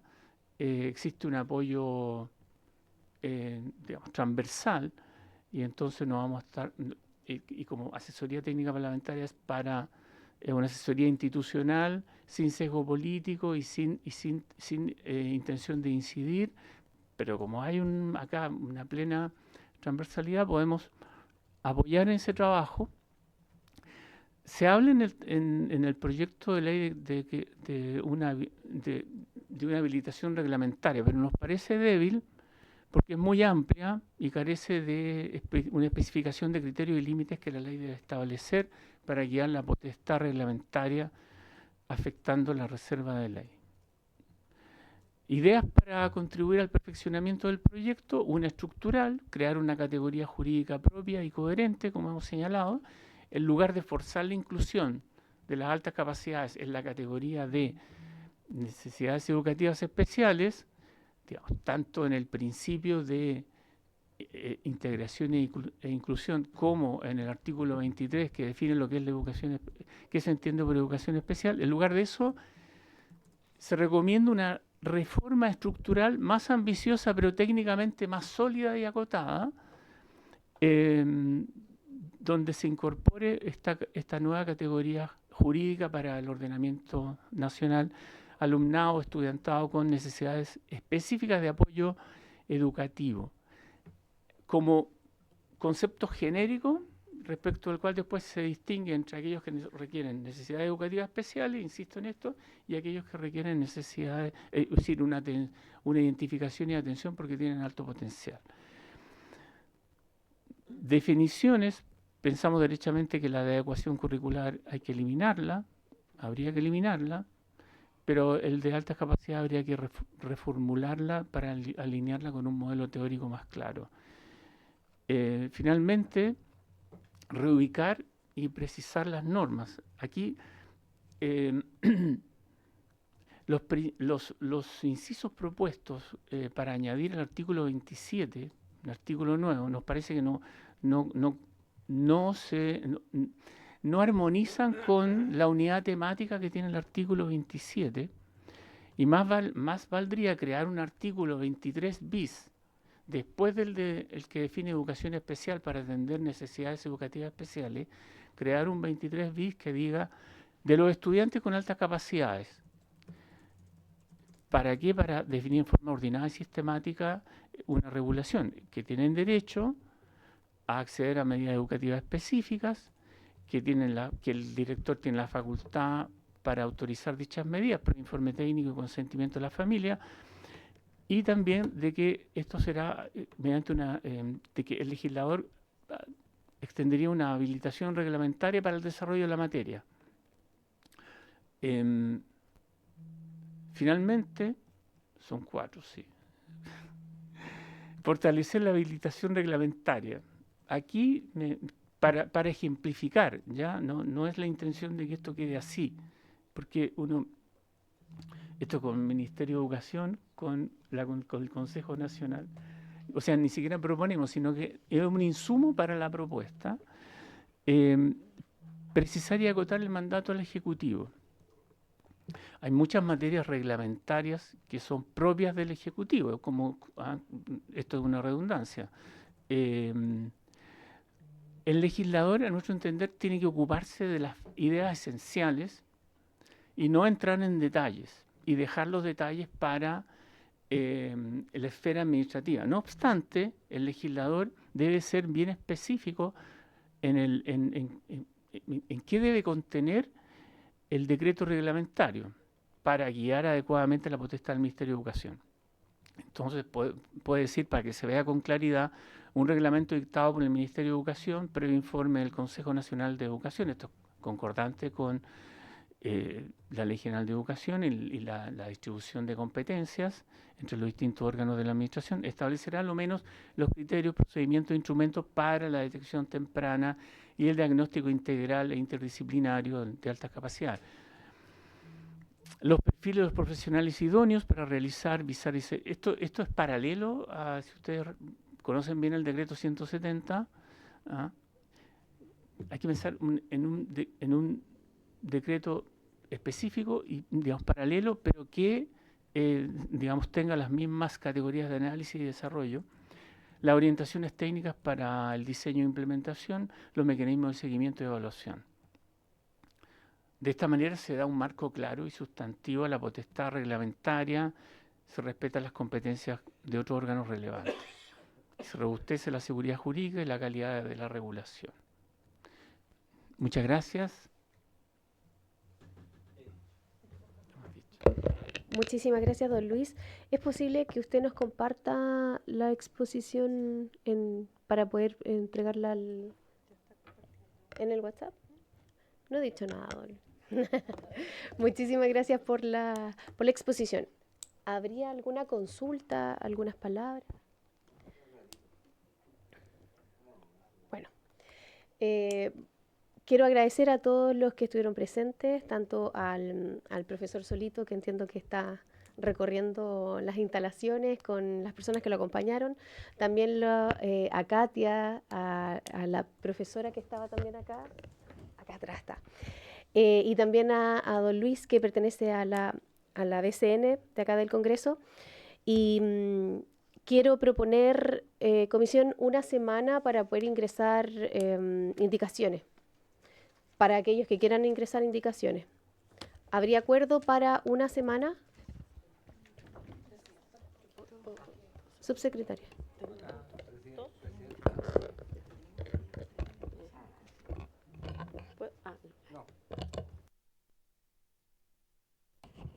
Bueno, quiero agradecer a todos los que estaban, sumarme al agradecimiento que hace usted, Presidenta. Le comenté aquí despacito a Tamara y también agradecerle a Katia, que maravilloso lo que hacen, maravilloso además como ver que eso está pasando. Compartimos totalmente ese cuestionamiento a la idea de que algunos niños que tienen, o sea, en el fondo, que tienen ciertas características tienen que irse a otro establecimiento. Nos parece maravilloso esta mirada más integral y más diversa.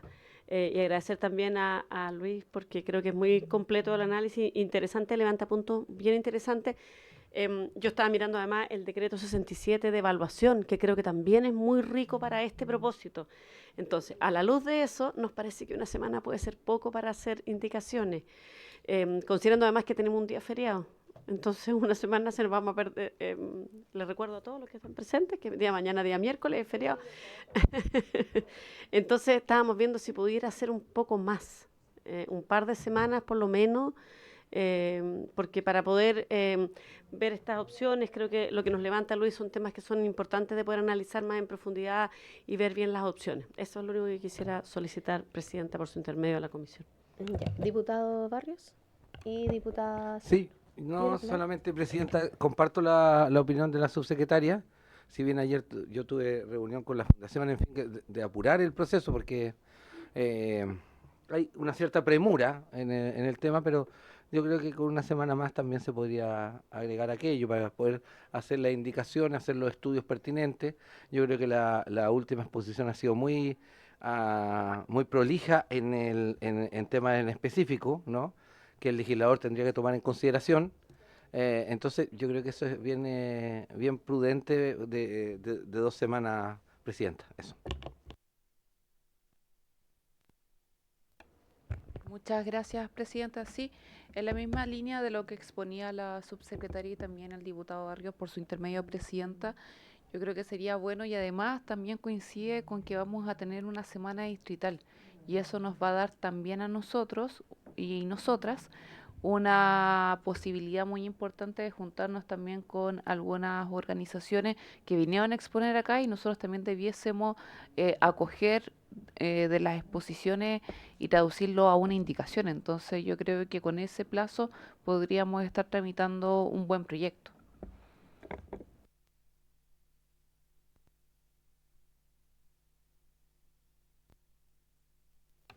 Comisión, entonces tendríamos para recibir indicaciones, si les parece, hasta el jueves 31 de julio. Son exacto 2 semanas. ¿Habría acuerdo para esa fecha? Ha acordado comisión. Bueno, una vez más agradezco a todos los expositores. Gracias por su tiempo, gracias a los diputados, diputadas que se pudieron quedar y por haberse cumplido el objeto de esta sesión. Esta se levanta.